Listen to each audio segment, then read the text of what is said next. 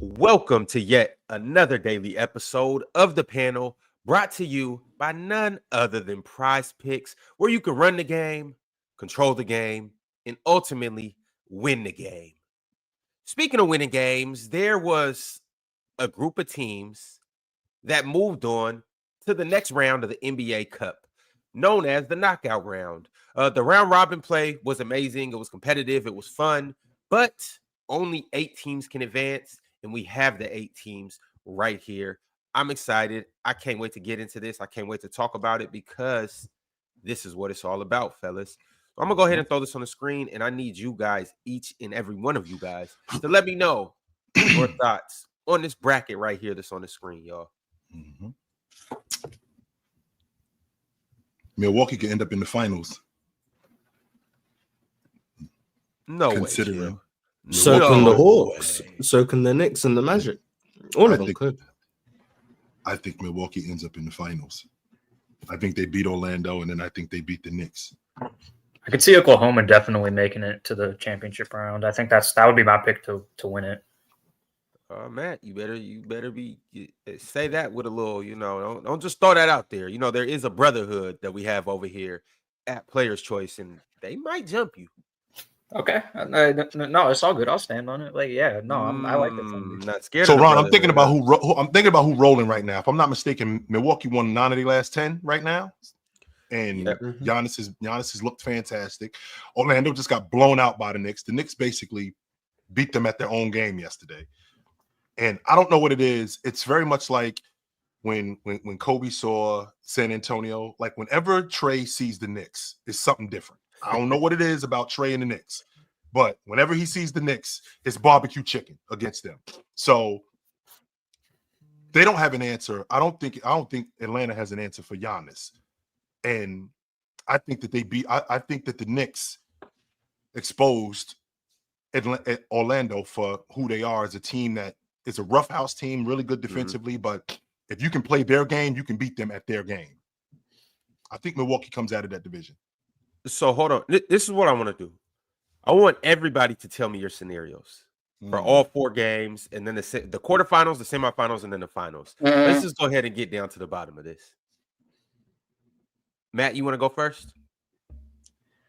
Yeah. What's the first game that we're gonna do?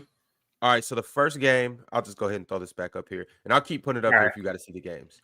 But we have on the West, we have OKC versus the Mavs, and then we have the Rockets and the Warriors. What's your predictions for that? Who's going to make it to the finals out of that on that side? On that side, I would say the Thunder and the Rockets are going to make it. The Thunder, I think, Isaiah Hartenstein, even coming back from the injury, he's been great for them. He's been exactly what they've been looking for, a passing big man. He's been a good rebounder, decent rim protector as well. Shai Gilgeous-Alexander's doing his thing. Jalen Williams is actually improving off the ball this year too, which I really like to see. That fits right hand in hand with what Hartenstein is doing. And then for the Rockets, the Rockets have one of the best defenses in the league this year. I've been saying that ever since they got Ime Udoka. The amount of depth that the Rockets have on the perimeter is just stupid. I don't know how the NBA let them get Amen Thompson, Tari Eason, Dylan Brooks, all these great perimeter defenders. That's what I would say is going to be out there on the West. Okay, so between those two, you got the Thunder and the Rockets. Mm-hmm. Who do you have advancing from there? This is a good game. Then from there, I would pick the Thunder. I would say that the Thunder's offense would be way too overpowered. I would say the coaching for Mark Daigneault, Chet's not coming back. I don't know why I was thinking of it, but yeah. I don't think the Rockets are going to have the personnel to match up with what Shai's going to do. So that Houston defense isn't that big and bad, or they're tough until they face some real competition. I mean, sort of. I mean, we're just going to need to see. Okay, but you ultimately have the Thunder advancing. Yeah. Thunder. I got the Thunder. All right, cool. So on the East side, we have the Bucks and the Magic, and then we have the Knicks and the Hawks. Tell me who you got winning these 2 games. Winning those 2, I would feel more comfortable with Milwaukee, just because the Bucks are real top heavy over the Magic, even though I think the Magic are like a more well orchestrated team. Giannis and Dame, it's just going to be too much for them. The Knicks and the Hawks, I would pick the Knicks. Karl Anthony Towns has been hooping this year, and I don't feel like enough people are really talking about that. Jalen Brunson, he's doing his thing. I wouldn't say it's the same thing as last year. He's been iffy at times as a scorer, but I think against the Hawks, like I think he'll show his full potential. I think as a playmaker, even though he's going to be matching up with some good guard defenders like Dyson Daniels, who's been like a top 3 guard defender this year.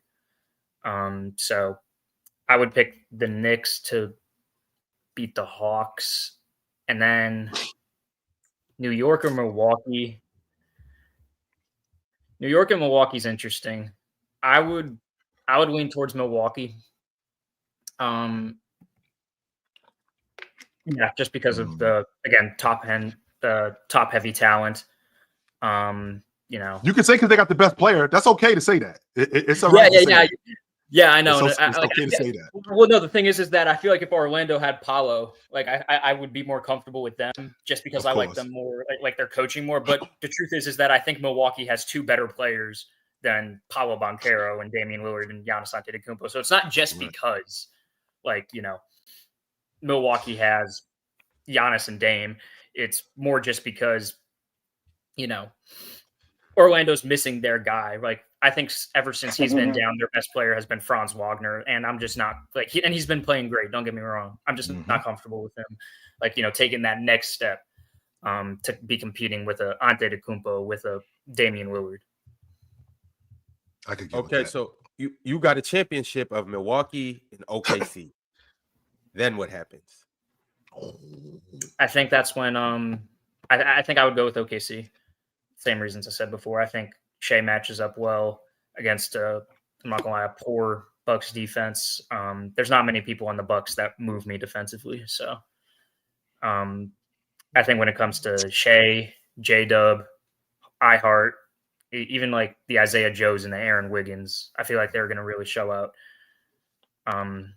through this stretch of games. Okay. Chill. Talk to me. Same scenario. I need you to walk me through every game in your picks and who you believe is ultimately going to come out on top.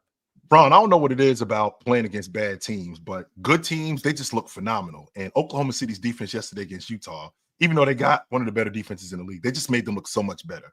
How they were flying around, getting to the basketball. And I feel like that could continue. Now, Hartenstein, as a rebounder, I think that helps them. 100%, I think that helps them. But I feel like what Dallas is doing, I feel like with Luka back in the lineup and how they fly around and how they get to the free throw line, I don't think yesterday was a fluke. I don't think yesterday was a fluke. Them going to the free throw line, I think 24 times in the fourth quarter. They do a good job in creating fouls. And the way that Oklahoma City flies around, I think that Dallas is smart enough, especially Luka in particular. He could take advantage of those guys flying around because Luka is one of the best foul baiters in the game. I think we're starting to see that if I'm not mistaken, Ron, the emergency landing light is on in Golden State, and they're starting to ask, we need some help over here. I think yesterday was 5 straight. I'm going to go on record and I'm going to say it. I think Houston smokes them.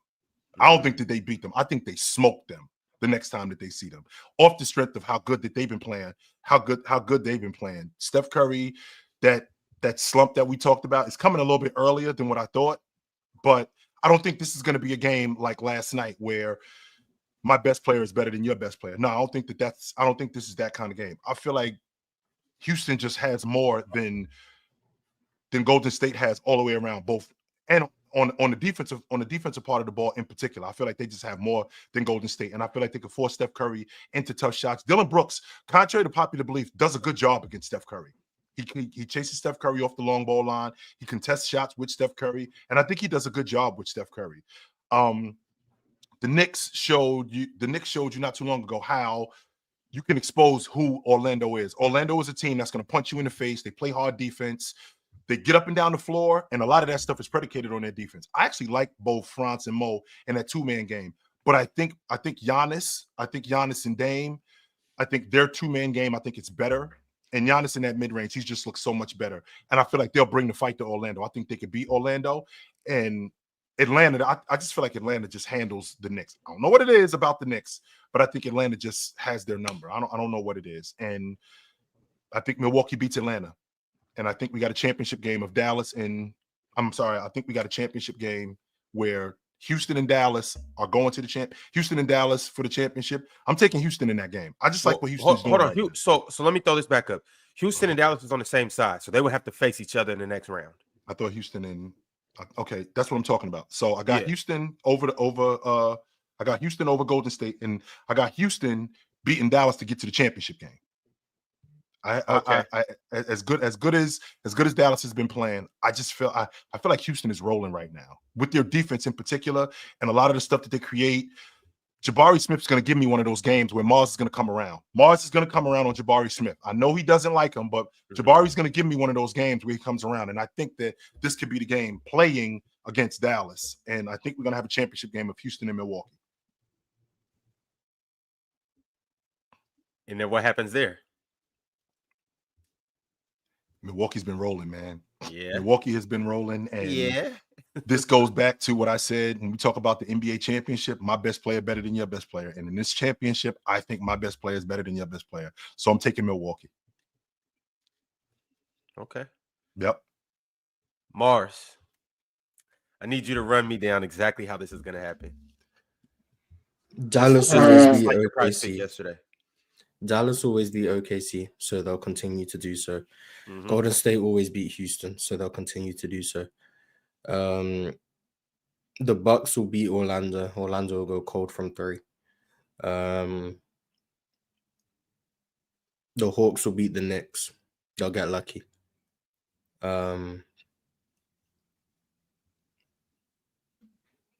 Golden State will beat Dallas. When's the last time y'all beat them? Golden State. When's the last time y'all beat them? 5 years ago. We're 0-14. So you were still a Warriors fan last time. Houston. That was going on, Ox. Yes. Allegedly. Yeah, allegedly. Where am I at? Dallas versus Golden State. I think Golden State will win. And then what did I say? Final. Bucks versus Hawks. More than likely the Bucks will win, but I'm gonna pick Atlanta because no one's picking Atlanta. And then Warriors versus Atlanta in the finals. Golden State will win, and then everyone will say Golden State are championship contenders. There you go. They're going back to the finals. Yeah. So I got Golden State. So Mars, you chose Golden State, and you chose obviously the Warriors to come out of the West. Chill, you chose Dallas to come out of the West. Matt, you chose Thunder. No, Chill chose us to come out. Look in, man. Just to lose to Milwaukee. All right. Ox, talk. Yeah, I think y'all done lost your mind. Let me start with that. Let me start with the obvious one. The Hawks are not beating the Knicks. Let's start there. Let's start there. It's the reason you got your beanie and you got your coat on. You know what's going to happen. I'm warming up. I just got back in the house. I'm warming up. I'm about to take this off. But I'm still a little cold. My toes hurt.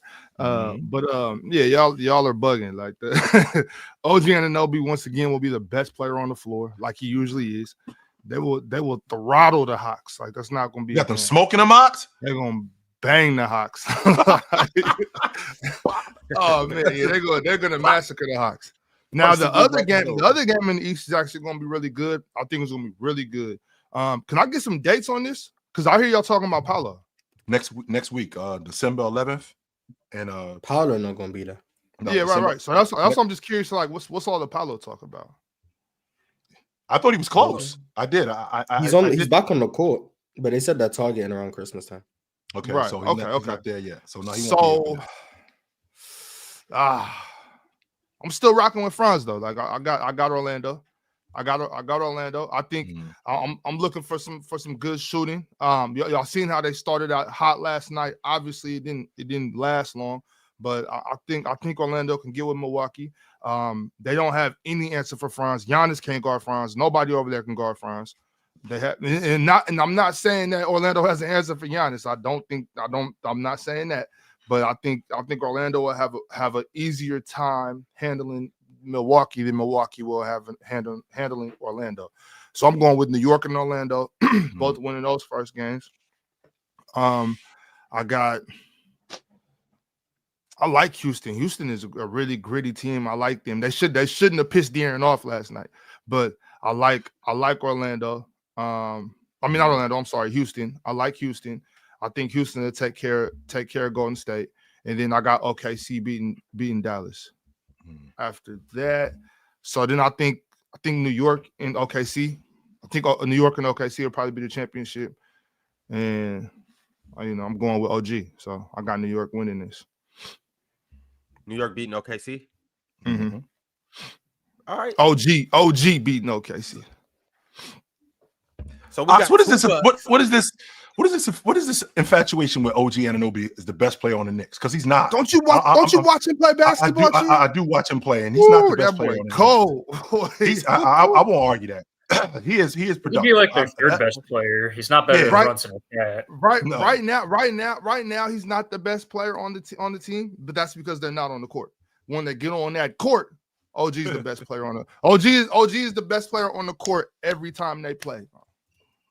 Better than so he does more. You telling me, Ox, that he does more than Cat? He does more than Brunson? He does more than Josh Hart? Yeah. Oh yeah. Because it's just consistent. It's just consistent. He's just consistently impacting the game on both ends of the court. And then y'all act like he can't get to a bucket, but that's just because he understands that these guys can't do the things he can do. So he lets them thrive. But when it's time for him to eat, he's doing it. He might not do it in the way that y'all like. He likes to pick on little guys on the block. He likes to hit little basic mid-range pull-ups. He likes to just be stronger than people. He looks kind of like a poor man's Kawhi Leonard on offense. So is he the number one in your estimation? Like they should be running the offense. No. Because if he's the best player on the team, and we talking about this Knicks team when they made these trades, they made these trades to go to the NBA championship, which means that if this dude is the best player on our team, he's doing everything in order for us to get there. So if nights we need him to be the best bucket getter, he's going to do that. Nights if he's going to be the best defender, he's going to do. When we need the best defender on the floor, he's going to do that. He's the best defender on the floor every night. Nights when we need playmaking, he's going to do that. So he's all of these things wrapped up in one thing with the New York Knicks. So you can run pick and pop with him in transition. You can put him on their best offensive player. You can do all of that stuff with him. You can't do that with anybody else. No.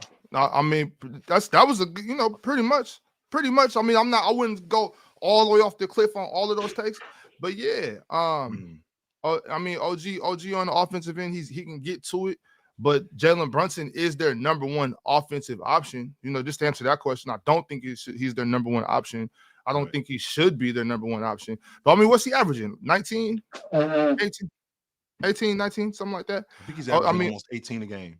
18. Okay, yeah. So I mean, he's reasonably good at scoring, but yeah. I think he can. I mean, on top of that, he can blow up too. Like there's nights where he can give you 30. There might be nights when he only has 13, but he's still having more of an impact on the game than most people. More than Josh Hart though, Ox. Because when I think about Josh Hart, I think about everything that Josh Hart does. The dirty work guy that he is. He's definitely a better dirty work guy than OG Anunoby. He's better on the glass because it don't look like dirty work for OG. It don't look like I know what dirty work looks like. I know what dirty work looks like. I'm not saying you don't. I'm just saying like when OG does it, it doesn't look like it. Like, and I don't like this term because a lot of people say, "Oh, Josh Hart's a try hard." And it's like you're supposed to try hard. Like I understand, but it's like it don't look that way for OG. It's just simple. It's easy. It's just what he does. OG is like Josh Hart, like hulked up. Like if he turned green, if Josh Hart was like, "Don't make me angry," and then he just blew out of his shorts, then he'd be OG. You know what I'm saying? Like, blew out of his I'm just having a difficult time with OG being the guy. You know how the Hulk do when he get to ripping through the jean shorts and stuff. Yeah. At least he warned you though. Like, don't piss me off. He'll let you know. Don't piss me off because it's gonna turn into something else if you do. But I do hope that's the matchup though. I do want to see OKC in New York. In the championship, I would really like to see that game. What does that even mean? I'm mad at hating on the. What does that mean? I'm hating on the Knicks because I don't think you're the best team in the NBA. I'm sorry because I don't think you're gonna win the NBA championship. I'm hating on you. Just because you don't feel the same way they feel, you guys. Damn, Knicks fans. I can tell you, with the exception of Cowboy fans and Golden State Warrior fans, Knicks fans are at the top of that list. If you don't think that their team is the best team, because every year, we doing it. Every year we doing it. Every year we doing it. And this Knicks team, who I think is a damn good team, and I thought they brought the fight to Orlando yesterday. I did not have them smoking Orlando. That was nuts to me. I did not have them kicking Orlando's ass. But they got flaws in their game. They got a lot of flaws in their game. The more I watch Mikal Bridges, the more I'm thinking as a coach, we got to get back to him just being a defender who can score. That's it. This whole running offense for him, and that's not him. That's not who he is. And the fact that they spread out Orlando last night and they got whatever they wanted, Orlando doesn't have a rim protector. I already told you guys, Wendell Carter is not it. He is not it. So they're easy to attack. But when they run up on teams that shoot the long ball, that can get offense, legit offense, they're going to be in trouble. But I'm a Knick hater, though. I'm clearly a Knick hater. I don't think that they're going to win the NBA championship, so I hate them. Give me a break, man. Well, chill. I hate to double down and say the inevitable, but the Knicks are going to collapse yet again and not get it done against the Hawks. Trae Young will be advancing. I don't need to talk too much about the Bucks and the Magic because we all know that Giannis is going to do what Giannis has been doing all season. So we will see the Hawks and we will see the Bucks. From there, unfortunately, the Hawks just aren't good enough to get with the Bucks. I like Jalen Johnson, Clint Capella, all right, but they're not going to be it. It's just not going to happen. So I got the Bucks coming out the East. No surprise in that. You guys know that's no surprise. What's up, Chill? They handled Cleveland. They did. Not once. Cleveland. Twice they did. And Boston. But this ain't Boston. So no. And then on the West side, I know you guys are heavily favoring OKC. But them boys is rolling right now. They looking good. Chet ain't down there. I know Hardenstein's down there, but Chet, they don't got Chet to bang with Gafford and Lively. I'm gonna have to go with a hot Luka Doncic, fresh off this injury, a rolling Kyrie, and a team that just they moving right now. So I got the Mavericks, and I'm gonna go with the Warriors too. So to get to the championship, Dallas and the Mavericks to get to the championship. Okay, Dallas and the Warriors, and then I'm gonna have Dallas taking care of the Warriors and getting to the championship. Houston now we got beaten. Damn. So Dallas, Milwaukee. Well, chill. The tides have to change at some point. At some point, Ron. I mean, Mars, y'all ain't beat them in 5 years. Damn, that's a good thing. It's a different team, though.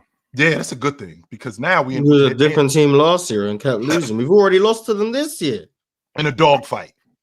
We were down 40. I ain't talking about that. We just came back and forced overtime, but we were down 40 in a dogfight. We was down 40. You were down like 28 or something like that, and they came back. Well, I don't know. We was down 40. I'm pretty sure we was getting cooked. We played them tomorrow. We're gonna lose tomorrow as well. Like it's what it is. We just lose. So y'all play them twice in 2 weeks, or twice in a week? Twice in 6 days. We play them tomorrow and then Tuesday or Wednesday, whenever it is. So you guys losing both of them? Yes. So Mars, they own y'all. Is what you're trying to tell me? Yes. Yes, they do. They do own y'all. Denver owns the Warriors and Denver owns the Lakers. It is what it is. We lose to those teams. Yeah. Well, in the championship, got the Bucks versus the Mavericks. And as much as I would love to do this, it's going to pain me to say that brotherhood, I'm rocking with y'all. All right. Now, this doesn't necessarily mean that you guys are the favorites to win the championship, but I got you guys continuing this run you going on. I got Luka Doncic prevailing. I got Luka putting on a masterclass in the championship. Kyrie coming with his too. And I got y'all taking down my Bucks for multiple reasons, Mars. But I'm going to have to rock with the brotherhood. Brotherhood, I'm on you guys' side. I got the Dallas Mavericks winning the in-season tournament. So the Bucks just not that good. Well, Mars, I'm actually taking a page out of your book. Picking up what I'm putting down. But I got the Dallas Mavericks winning, so yeah, the Bucks just aren't that good. I agree. I can agree with that.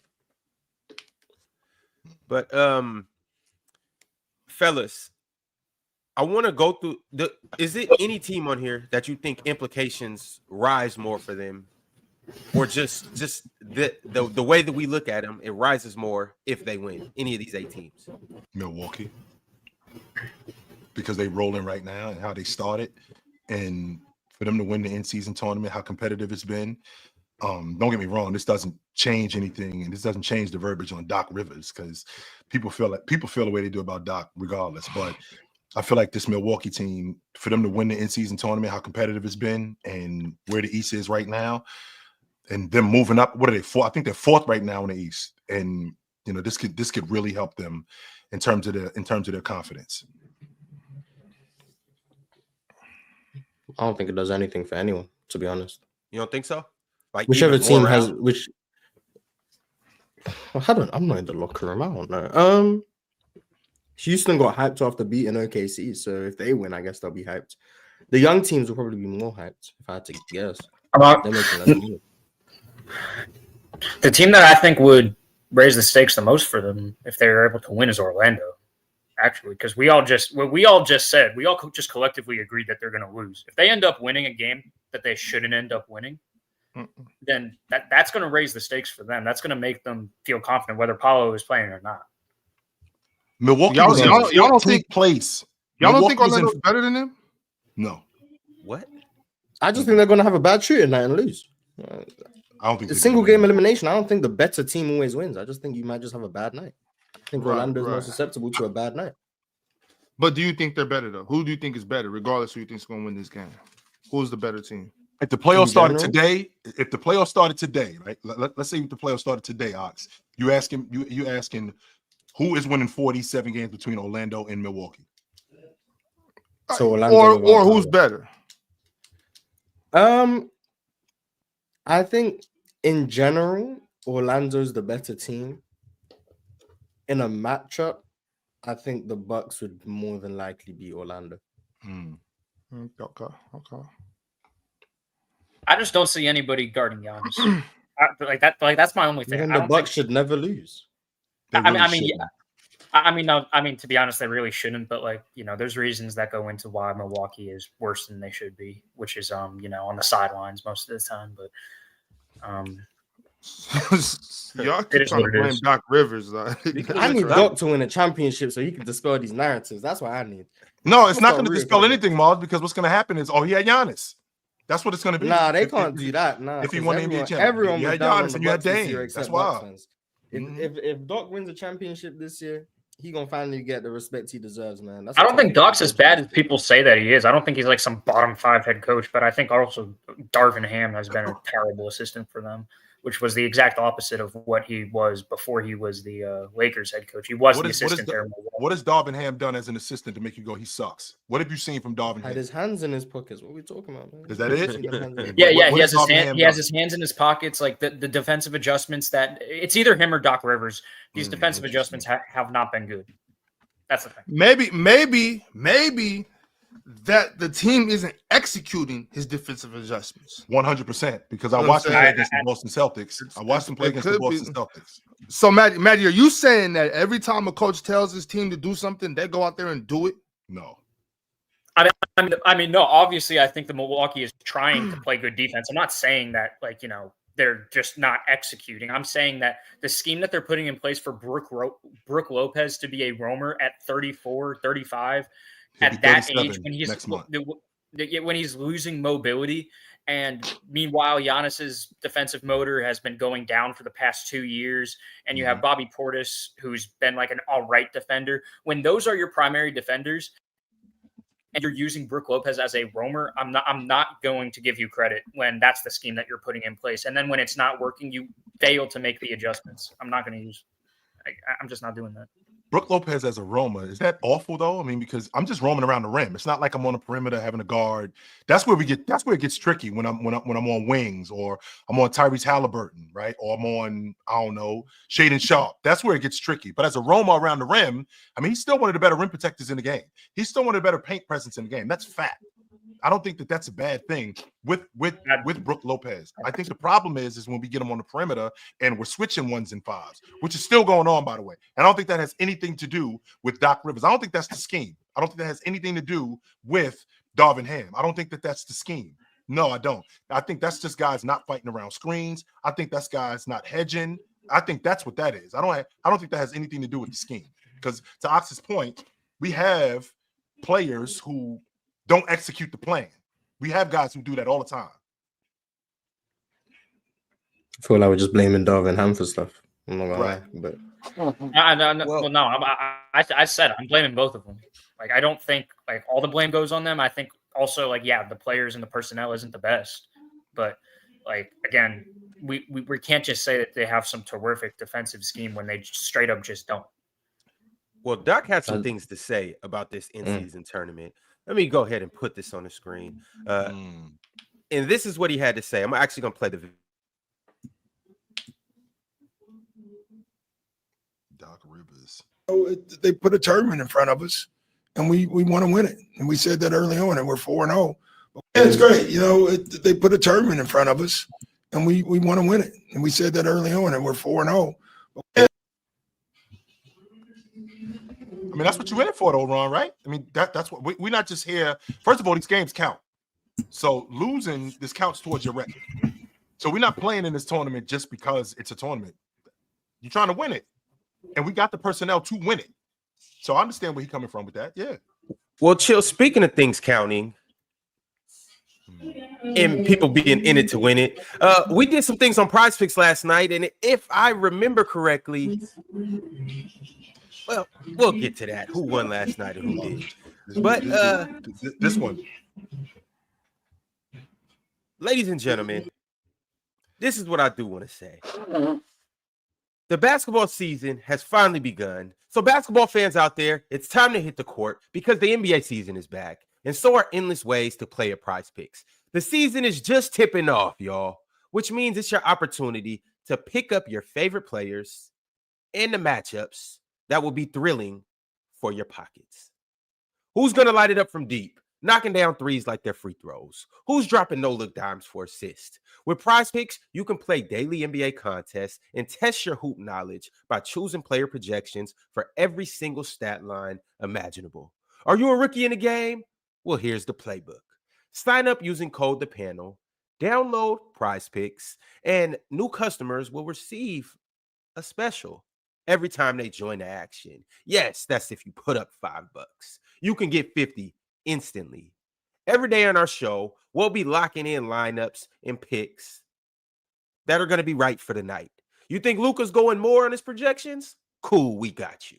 You think Jokic is going less on his projections? No worries. We'll give you the insight. And with PrizePicks, the payouts can be as sweet as a buzzer-beating win. So what are you waiting for? Download PrizePicks, the app. Use the sign-up code PANEL and join me and the panel as we break down our picks and projections to come out on top. PrizePicks is game time every time with us over here on the panel. Y'all ready to get into it? Let's do it. All right. Somebody got crazy background noise. Crazy background noise. All right. Here we go, y'all. I'm going to go ahead and kick us off for the day. In large part because there is a couple other features that I want to introduce to you. Ox, you want to go ahead and hover over Anthony Davis's projections? You guys see that little that demon right there? Can you zoom in actually so they can see it? So as you can see, Anthony Davis has a demon, and next to him, Tim Hardaway, he has a goblin. These will affect your payout and your projections. So with the demons, they are a little wild. They're harder to win, but the lineup basically qualifies for a higher payout, up to 100 times if you click that demon. The goblin, on the other hand, well, goblins love green, so that means they're easier to win, but they come with lower payout multipliers. Essentially, the goblins are supposed to be easier, and the demons are supposed to be a little harder, but it's essentially a way to get you more money. And ultimately with these, you could only choose more. So I'm not going to choose the demon or I'm not going to choose the goblin because, well, I'll just have an easier pick. You guys talked about him being washed. You guys slandered his name. You drug him through the mud. And on top of that, he's about to go back home to South Beach. Give me Bron more points. Gotcha. 22. 22. That's a layup. That sounds like easy money. Yeah. I'll take more on that. I'm good with that. I'm good with that, Ron. I'm good with that, Ron. I'll take more with that. Considering what Miami doing, yeah. Okay, you got another pick that you want to come through with? Chill. Tim Hardaway with the 9.5 rebounds. Definitely less. No, that's points, rebounds. This is PRA. So points, rebounds, and assists. Yeah. Yeah, I'll take more with that. All right, Tim Hardaway. Come on, Tim. I'll take Tim, don't play tonight, Tim. Yep. All right. That's a goblin, y'all. So we added a goblin to our payout, and this is where we're at right now, 20 to 40. For Mars and Ox, I still need you guys both to come through with something. So talk to us. What you got, Mars? So what if Jason Tatum gets exactly 8 rebounds? Well, then that will be eliminated from our lineup. If he doesn't score more than 24.5 points, I'm going to be extremely disappointed. So I'm going to take more for the points. Oh, JT. JT. They're playing Detroit. That's easy money. It should be. It should be. If he doesn't, he's not my MVP. So he ain't your MVP anyway. So well, coincidence. All right, Big Ox, talk to us. What you think you rocking with? Oh, I don't think I'm rocking with nothing. I know where I'm going, and I'm gonna go ahead and rock with my man, Jimmy Butler. Jimmy Butler, what? Ox, I believe Jimmy. What you mean don't sell this? This is easy. I'm not picking no goblin. I'm not saying jump on that goblin. But does anybody? I'm going. I saw. What you mean 85, 5 assists? Where is this? Up top, it's the goblin. That's the demon. Oh, wait, what was that? Even, LeBron. I see LeBron crazy. 17 or something at the bottom. Or did I miss? Oh, that's rebounds and assists. Oh, okay. Interesting. Either way, I'm going with Jimmy Butler, 18.5 points. I'm taking more for Jimmy Butler. So everybody went more today. You remember the last time everybody went less? Oh yeah, that was yesterday. And only you was right? Yeah, we'll get to that in a second. Let's go ahead and kick. You don't have to. We don't have to. We'll talk about. No. We're gonna talk about yesterday. The past is the we are 100% gonna talk about yesterday. But go ahead. Are we locked in? Yeah. Let me read these one more time. Who we got? Okay. Chat. Let us know if we tripping today, or let us know if we making the right picks. We got Bron going more than 21.5 points. We got Tim Hardaway going more than 9.5 points, rebounds, assists, PRA. We got Jason Tatum scoring more than 24.5 points. And then last but not least, we got Jimmy Buckets. That's his name, right? Jimmy Buckets? Buckets. 18.5 shouldn't be anything, right, Chill? That's not buckets, to be honest with you. It's not Jimmy Buckets anymore? That's not buckets, no. So you can definitely get a little bit higher than that. All right. Well, this is what we're rocking at, y'all. We are putting in 20 to get back 110. This is an easy layup for us. The perfect lineup. So let's go ahead and send this through. Yeah. And we'll collect these funds later tonight. Can't say funds without fun, right? There we go, y'all. We locked in. But before we go anywhere, hello, Chill. Hello, Ox. Hello, Mars. Hi. Fellas, so since we will all be making daily picks, it's only right that we have a competition because, well, we're going to be doing this for the rest of the season. Us and PrizePicks, we are partners throughout the rest of the NBA season. which means we will be making daily picks on games, yada, yada, yada. So I'm offering you guys, I'm extending you guys a friendly wager. We'll be keeping a tally throughout the whole season. Yep. And of all of our collective winnings, winner takes 60%. So every pick that we make, when we get it right, we have, whatever we have at the end of the season, the winner takes 60%. Mm-hmm. I'm in on that. I'll take that. I'll take that. Now I'm incentivized to be correct. Yeah, I'll take that action. Yes. Yeah, you should have been. We getting paid for this. Whether I'm right or wrong. Nah. 60 ain't enough, Ron. I need 75 for sure. I'm a damn. I'm taking 3/4 of the cut. Come on, bro. Damn, Reverend. I'm taking 3 and he taking 3/4. Y'all don't know about Reverend. Hey, yo. That's what it sounds like. Well as hell. Make sure you negotiate your deals. So we got 4 quarters, Ron. If he offers you, no, chill. If he offers you 60, I mean he could really give you 85. You know what I'm saying? Like he's not gonna offer you anything he could give you.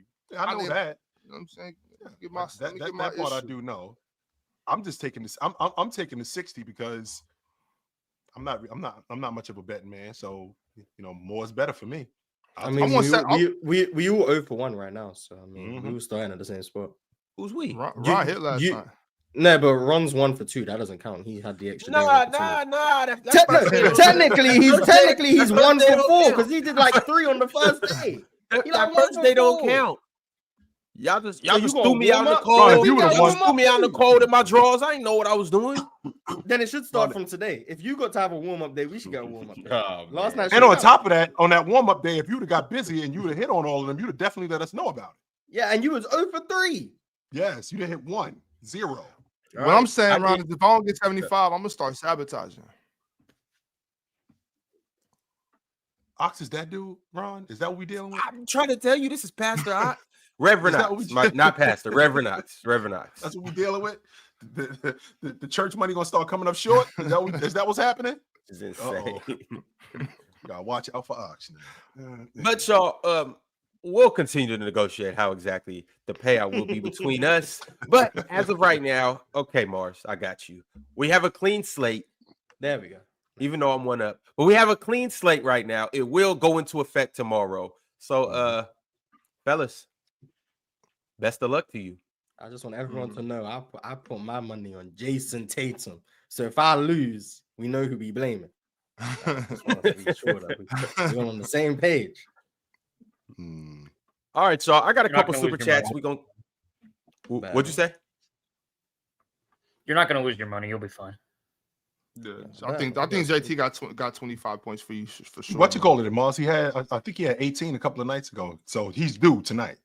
I mean, he went for 35 and he went for 18. So he's due tonight for 29 or 30. We shall see. All right, I got a few super chats I want to dive into, and then we're going to go ahead and talk a little bit more about the NBA in-season tournament. I want to talk more about some of the games that happened last night, and then we got a couple other good things to get into too. We weren't able to talk about the 25 under 25 list yesterday, but today should be a good day to do that. And then there's some trade rumors swirling around as well that we must talk about as well. So let's go ahead and get into it. Cowboy Bob sent through a super chat. He said, "Good game. Knicks Magic was nice to see the Knicks go to the line. Also, our offense is averaging 120 points. Cat fadeaway, OG dunking like open gym, Hart almost triple-double. Don't get gas, New York Knicks fans. It's about consistency. Go Knicks." I thought he had a triple-double yesterday. And if he did, he must have just missed it. I thought he had a triple-double yesterday, though. I started watching in the first half, so yeah, that game was ugly. That game was over real quick. Yeah, no, yeah. Orlando came out flying too. I thought it was their night. They came out like KCP, 3 straight threes. KCP cracking the long ball. Downhill. But shout out to the Knicks. That offense is tough to stop. K Spiffy with the super chat. K said, "Chill. Give me a woman/dating analogy For the three teams I love, Celtics, Suns, and the Spurs. I was a Celtics fan since high school, but it's something about KD and Wemby. So the Celtics are, she's the chick with the job. She's, steady. She's got her head on straight. She got her own place. Bills is paid. Credit is good. The Suns, they got a little bit of instability. She the type of chick that might show up to your job, but she also the type of chick who will cook you a really good meal. And she's really nice to you from time to time, and she looks really good. Wemby and the Spurs, they're that immature chick. She's not a whack job. She's just a little immature. She's just young. She don't really know, what she is yet. So you got to figure out how exactly to roll with her. But you don't want to cut her off, because the last thing you want to do is cut off a chick like that and she turned into what you think she's going to turn into, and you're going to give her to another dude. You don't want to do that. No. She might get it together for real, chill. Yes, she will get it together. Get last thing I want to do. You gonna build this chick up to give her to somebody else? Nah, I ain't trying to hear that. On top of that, chill. Her daddy got a little bit of chicken cheddar. Yeah, Greg Popovich. She's just young. That's all. She's just young, Ron. That's all. She's just young. She ain't really got it together yet. But she getting it together though. Yeah, she is. She getting it together. There's some instability in Phoenix. Homegirl don't show up to work sometimes. But when she does show up to work, she's great. Sometimes you can't find her. But then when you can find her, she's awesome. But chill. Why she be late? That's the thing. This times, like the people she hang out with, she got some sketchy friends. So you can't really rely on her like consistently. But you can rely on her when she's there though. You definitely can do that. Definitely. All right. I thought those were solid analogies. You guys agree? K, were those good analogies, K? Sure, they were wonderful analogies. Matt, you agree? Yeah, no, spot on. All right. YSL, Lil Mike and Kez. It's a rap group? That's what it sounds like. Shout out Lil Mike and Kez. Appreciate y'all for joining the YouTube channel. A Proper Snail became a YouTube member too. Shout out to A Proper Snail. Salute to you, my friend. Billawile K said, how about them Mavs? Luka's back and PJ is pivotal. Yesterday, with them shooting as many I think they shot 24 free throws in the fourth quarter. I couldn't believe how Memphis just gave that game away. That was incredible. I think they were up 11, but or 15 in the fourth quarter, and they just gave that game away. Now, some people say, the officiating was terrible. Well, again, Luka is great in foul baiting. The Mavericks are great in foul baiting. But what you can't leave out is how good Derek Lively was. You can't leave out how good that offense was rolling yesterday. And once they got rolling, that was it. I mean, we can't just blame officiating for everything. You can't do that. I mean, your defense wasn't good down the stretch. It just wasn't. PJ's such a good fit for this team. And he making threes now against more than just OKC, so that helps. Does it sound like it's not a fluke, Mars? Because I know how you feel about him. Well, this season, I mean, in the last, I want to say 10 or so games he's played, I mean, he been hitting. Like, I can't hate on that. Now, everything before that was a fluke, but now he hitting, so I gotta give him credit for that. Yeah.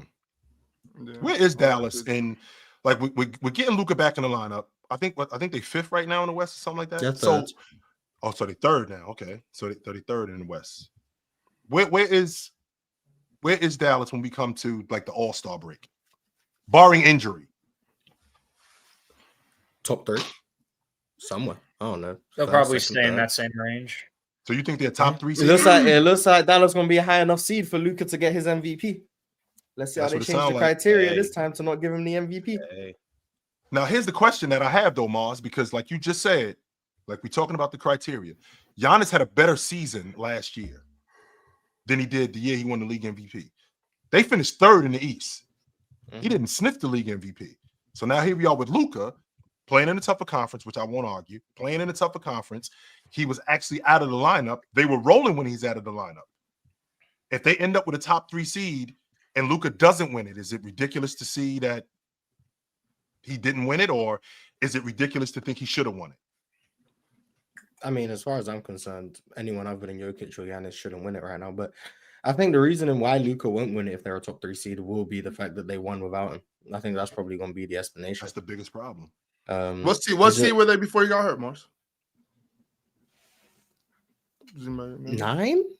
No. Yes, they were at the bottom. I made that up, but they were somewhere. Around they were around 8 or 9. They were at the bottom of the playing tournament before he got hurt. Then they ran off I think they ran off like 5 or 6 straight, or 1-5 of the last 6 with Luka out the lineup.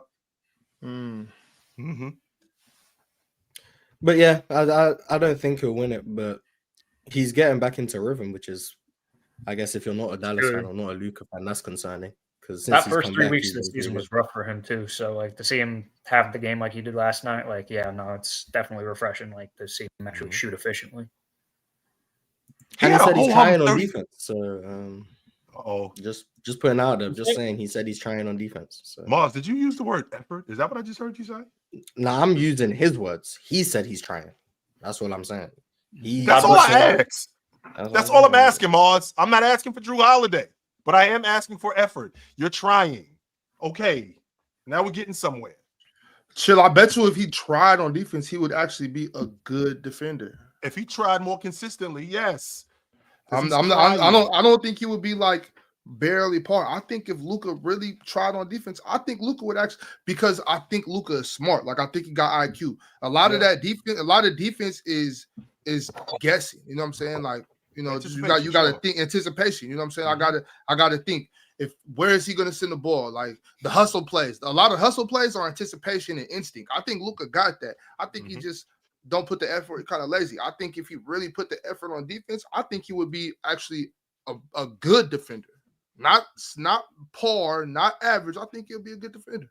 And let's be clear, Ox, nobody is giving maximum. Olajuwon didn't give maximum effort on every defensive play. No, he didn't.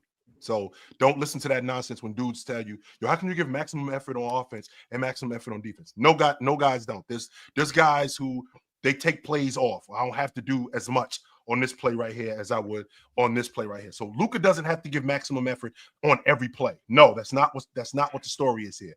But what we're looking for consistent effort. That's what we're looking for. It shouldn't be this and then this. It should be this, but this on the regular. That's what it should be. It shouldn't be this, and then he look like he can't guard an 8th grader. No, it shouldn't be that. You don't think Luka could guard an 8th grader? There's times when I think that some of these 8th graders be mad skilled. There's times when I watch Luka. There's times when I see Luka and it look like he can't guard a high school player for real. He can't guard anybody. I mean, KD couldn't guard Elijah Arenas. But you think Luka can?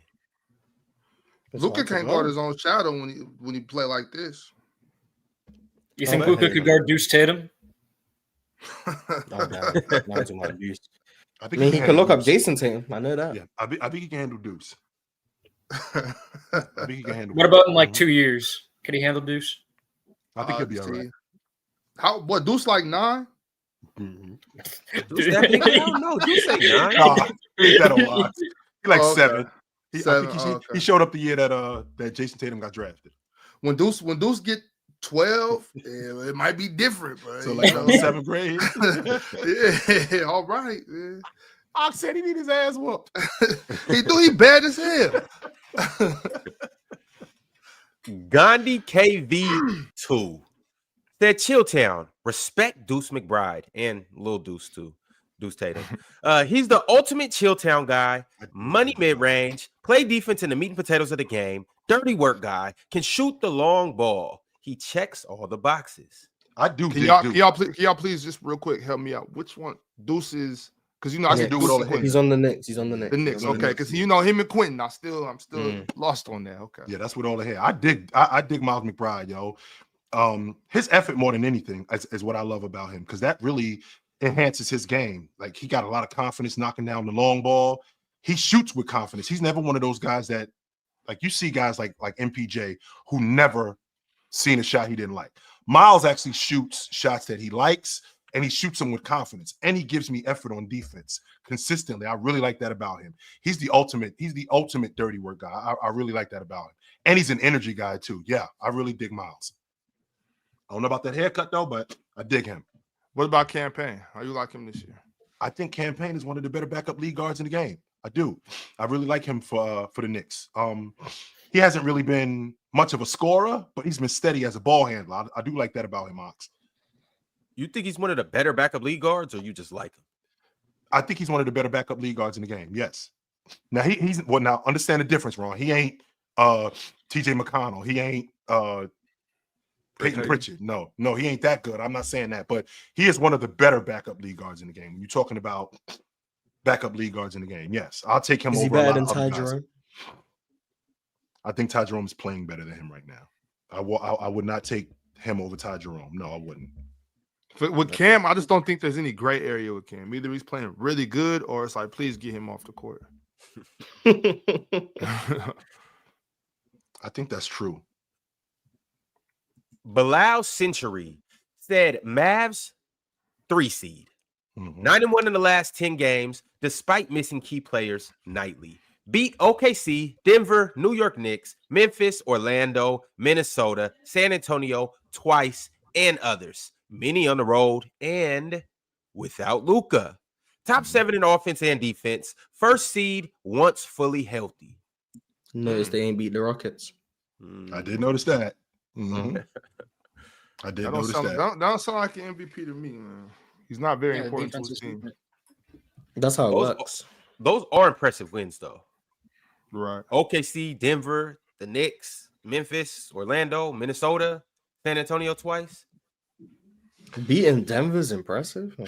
In the Knicks' defense, I mean, they were on the back end of a 5 games and 7 nights. So I've seen plenty of times where those teams have those games, like, you know, kind of mailing this one in. I'm not saying that they did that, but in their defense, and Dallas was rolling. So I'll be interested to see when they play them again how that goes. Mars just asked, was Denver impressive? Is that an impressive win? Well, Itzhak Ira actually has an answer to our question. He said, Denver is trash without Jokic. He exits the game and they fall off a cliff. Their only solution is for him to go Superman. Anyone who thinks they are a championship team shouldn't be talking basketball. I got a question. Can you throw that up there one more time, Ox? I mean, I'm Ron. I hope you didn't lose it. Yeah, chill.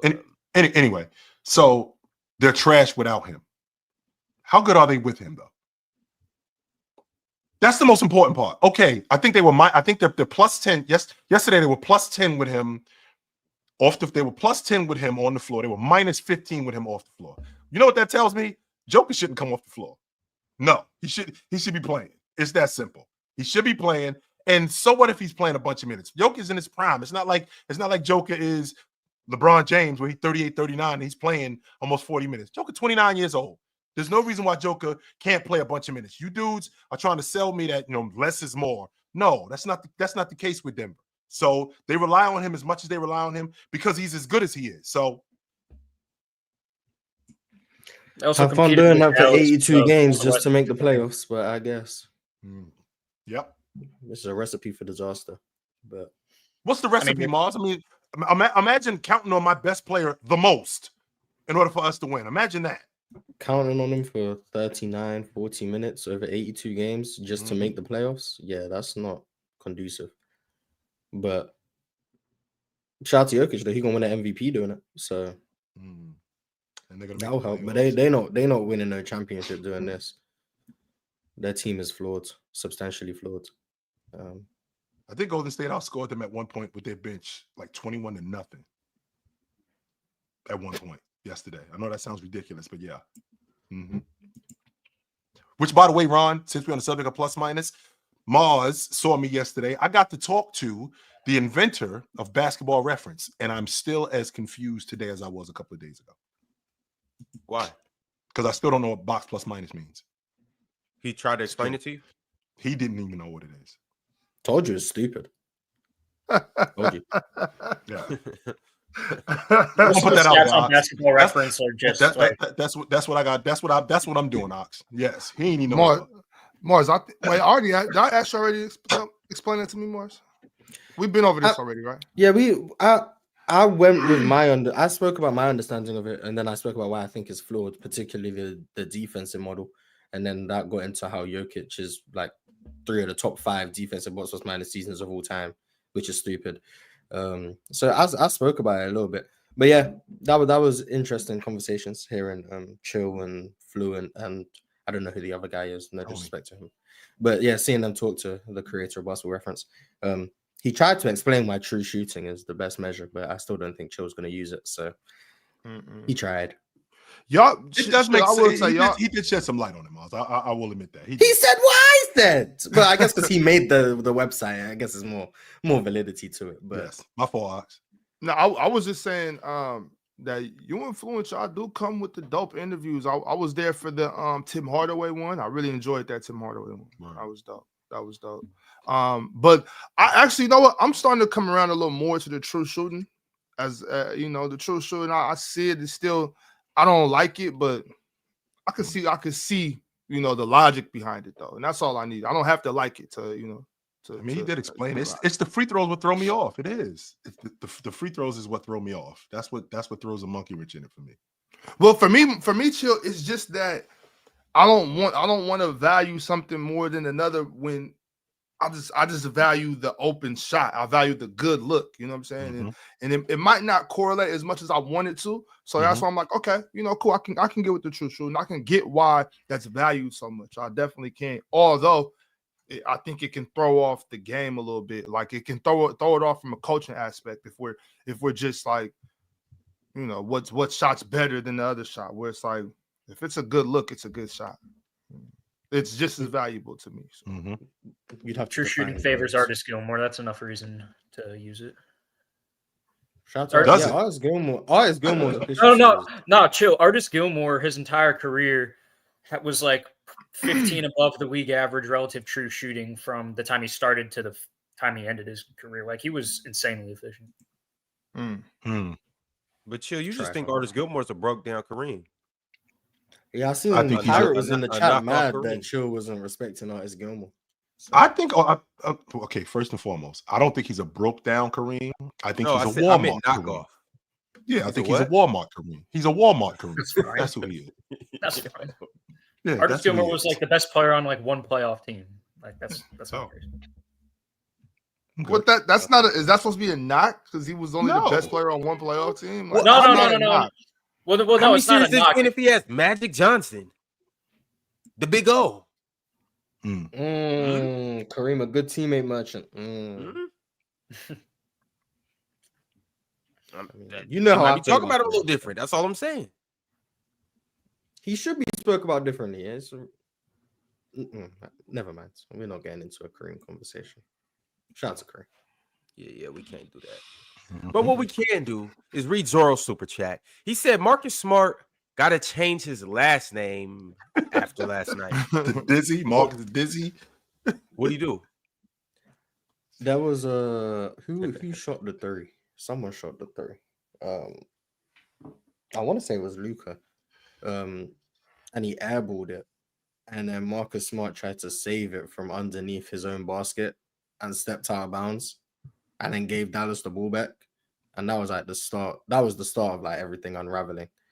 And then like stupid fouls and just Marcus Smart, he's liable to do stupid things from time to time. He was liable to do them in Boston. No, I'll say as a Celtics fan, there was definitely a ton of games. Yeah, he's liable to just. It's just like, what are you doing? Like, and then he's fouling. Every once in a while. There was times when Marcus saved y'all too. No. That's the thing. Like, that's the thing with Marcus Smart. It's like similar to the Cameron Payne thing. Change the pace of the game, but the lows will make you feel like this guy's never played basketball before in his life. He just tries really hard. I also think we're just skating over something right now too. I think we should reel it back a little bit more. I think you know where I'm going with this, Morris. Yeah. How you airballing in the clutch, Luka? I don't know. I don't get it. Spencer Dinwiddie and PJ Washington saving legacies and stuff. I don't know. I'm just wanted to just. But Jason, that's why we saw. He clears JT though. Doesn't matter. Chat, I'm running a poll. What you guys think Marcus's last name should be? So you guys vote on that and let me know what you think it should be. In the meantime, Drink More Water sent through another super chat. He said, here's the Lopez matchup percentage on guards per year since 2019. 16.5, 15, 16.2, 17.2, 16.3, 18.9, and 16.9 this year. I'm not saying it never happens, but I rarely see Lopez on PGs, let alone guards in general. I do. Is that like a synergy stat? Like what's the 16% is that's a fair amount though. Fives should not be covering ones. They shouldn't. I mean, but chill. You know that. Like, look at the NBA game. All they I do know is how. pick and I know. rolls. Yeah, I know how switch heavy they are. And the Boston Celtics do a great job in hunting mismatches. And the reason why the Celtics is so good at it is because they screen. Like, not a lot of teams screen. A lot of these screens are ghost screens, which means you could get around them. That's why the Celtics are so good at it, because KP actually screens. Jason Tatum screens. I'm watching Indiana and Milwaukee. Miles Turner doesn't screen like that. No, he doesn't. So Damian Lillard should not be on Miles Turner and Brook Lopez on Tyrese Halliburton. That's going on. I've seen that, and that shouldn't happen. No. All right, y'all. Well, here's our games from last night. We're going to go ahead and run through these. It was a jam-packed night, obviously NBA Cup. So we had a gang of games, and this was the last slate of the initial round-robin games as well. So here we go. I'm pulling this up right now. We've talked about this game a little bit, but here we go. The Dallas Mavericks beat the Memphis Grizzlies by a score of 121-116. Both teams are now 14-8 on the season, and Luka did Luka things. He had 37 points, 12 rebounds, made 5 threes, and hey, who said Luka can't get in the passing lanes? He had 4 steals as well. Luka in the passing lanes. W Luka defense, man. I like it. Luka getting in the passing lane. I like that. I do like that.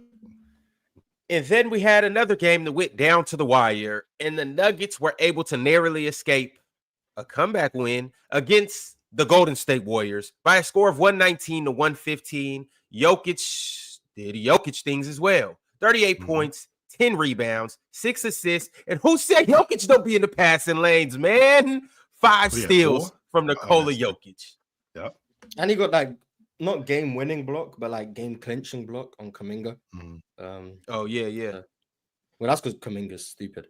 But like, I don't think either of these teams are that good, if I'm being honest. Warriors or Nuggets? Mars, what's your issue with Denver? I don't get it, Mars. I mean, Joker played 40 minutes in the playoffs. The year they won the NBA championship. He played 39 minutes. Now we're saying, oh, yeah, do that from October to April to get us there. No, we're not saying that. No, because I don't think that's what he's doing. I don't think he's going to play 82 games. No, I don't think he's going to. Then they're going to lose the games he doesn't play, and then they're going to be in the play. I mean, how many games is he going to miss, though? You tell me. You're the one who said he's not going to play. You tell me. That's the question that needs to be answered. I think that, I mean, Joker's been pretty durable, and he plays a lot. So 40 between 35 and 40 minutes, that's where he is. I think this season he's at 37, I think. Yeah, he's at 37. Last year, I think these last 3 years, he's averaging like 34, 35 minutes a game. In the year they won the NBA championship in the regular season, I think he averaged 34 minutes that year. So with that being said, is it because Joker is on the floor as much as he's on the floor? Which I don't have a problem with that. Because you need your best players on the floor. That's not the problem. The problem is them relying on him as much as it sounds to me like your problem, Mars, is them relying on him as much as they do. But why is that an issue when your best player does as much as he does? I don't understand why that's a problem. He does as much as he does. Your other players still need to do stuff. And right, but we run the offense through Joker. We 100% do that. And a lot of the stuff that they, like, for example, yesterday, I'm watching Denver and I watch Russ cut to the rim and with Russ cutting to the rim, I think Najee cut behind him.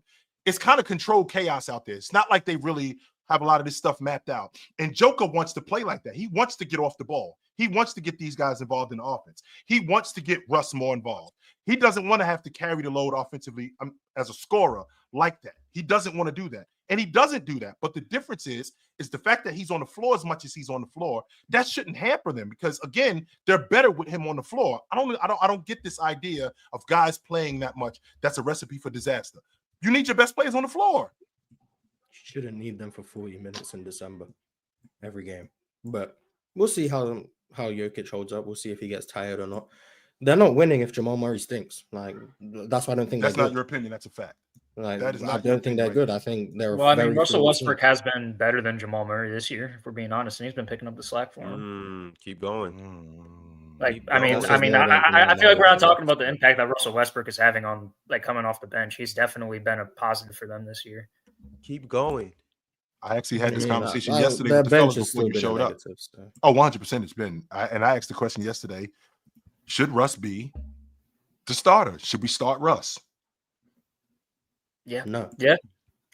It's Jamal Murray hasn't been working for him so far. All you're My- really losing Jamal Murray My is go ahead. Go ahead. I'm sorry. What are you losing with Jamal Murray? You're just losing the shooting. That's it. That's really it. And to be honest, like, his shooting this year, it's been good. It hasn't been nothing that's been like, I'm not going to harp over it, like losing Jamal Murray shooting this year. I'm not going to say Russell Westbrook is a better shooter than Jamal Murray. He's not. But, I mean, if Jamal Murray's not giving you what he's supposed to give you, his shooting, which is at 33% this year, and Russ is shooting the ball better, providing better playmaking, providing more energy, and obviously he's a night and day better distributor. And as of right now, he's shooting the three better at 36%. I'm not saying Russ should start. I don't think Russ should start, but his minutes should tick up more. He's been a good defender this year too. Great defender. He got basically the game-winning steal last night. Yeah. He's been very active in those passing lanes. It's been really impressing me. This is probably, like, if Russ sustains this is probably one of his 5 best defensive seasons. I'm just afraid you're going to lose Jamal Murray. If you take Jamal Murray out of the starting lineup for Russ, I think you're going to lose him. And that's the thing that I'm worried about. I am. And I know where you at, Ops. I do this. I know where you at, You don't even have him now. So, like, what are you losing? But you do have him, though, Mars. He's still engaged. He just can't shoot. I think that's the problem. Can't play basketball. No, he can. He definitely can. He just hasn't been as good as Russ. At what point do these guys that you say that you're going to lose if you put them on the bench take accountability for their terrible basketball play? Like, at what point are they just like, you know what I'm saying? Like, realize, you know what? I'm not playing that good. I need to regroup mentally. I need to get in the gym. I need to work on what I was working on. I need to get healthy, or whatever the ailment is, whatever the issue is. I have to take accountability for that and understand that I can't keep getting minutes based on a playoff run I had in 23. Like, I can't keep getting minutes based off my past work. I got to put in work right now. At what point do these prima donnas take accountability for it and stop getting lost because they went to the bench? Well, first of all, I'm just because I'm playing bad, that doesn't mean that I'm not taking accountability for it. I'm just trying to fight my way out of it, which is what. Well, you said you'll lose them mentally. If I'm losing mentally, that means, what does that mean? That means am I not taking accountability for my own work? Am I not getting better? I'm just feeling sorry for myself. I'm getting sad. That's the problem, is that Jamal Murray is blaming it on his teammates. That's the problem. Yes. Yeah, so at what point do the professional basketball players become professionals and be professional about, I need to earn my minutes back. I need to get right, no matter what the problem is. Is he blaming his teammates though? Is he blaming? I don't know who he's blaming. But if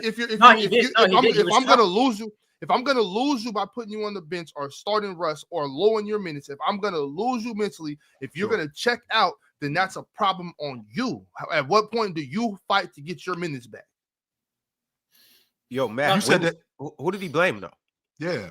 He didn't call out any names specifically, obviously, but when they were in LA and they played bad, he was like, yeah, we have a couple guys out here who live in LA. So instead of, practicing and preparing for the game, they were out with their families. So it's like, you could really just do some research. Like, Russell Westbrook is from the area. I do remember. Like, so he's blaming Jokic. All right, cool. Trade him.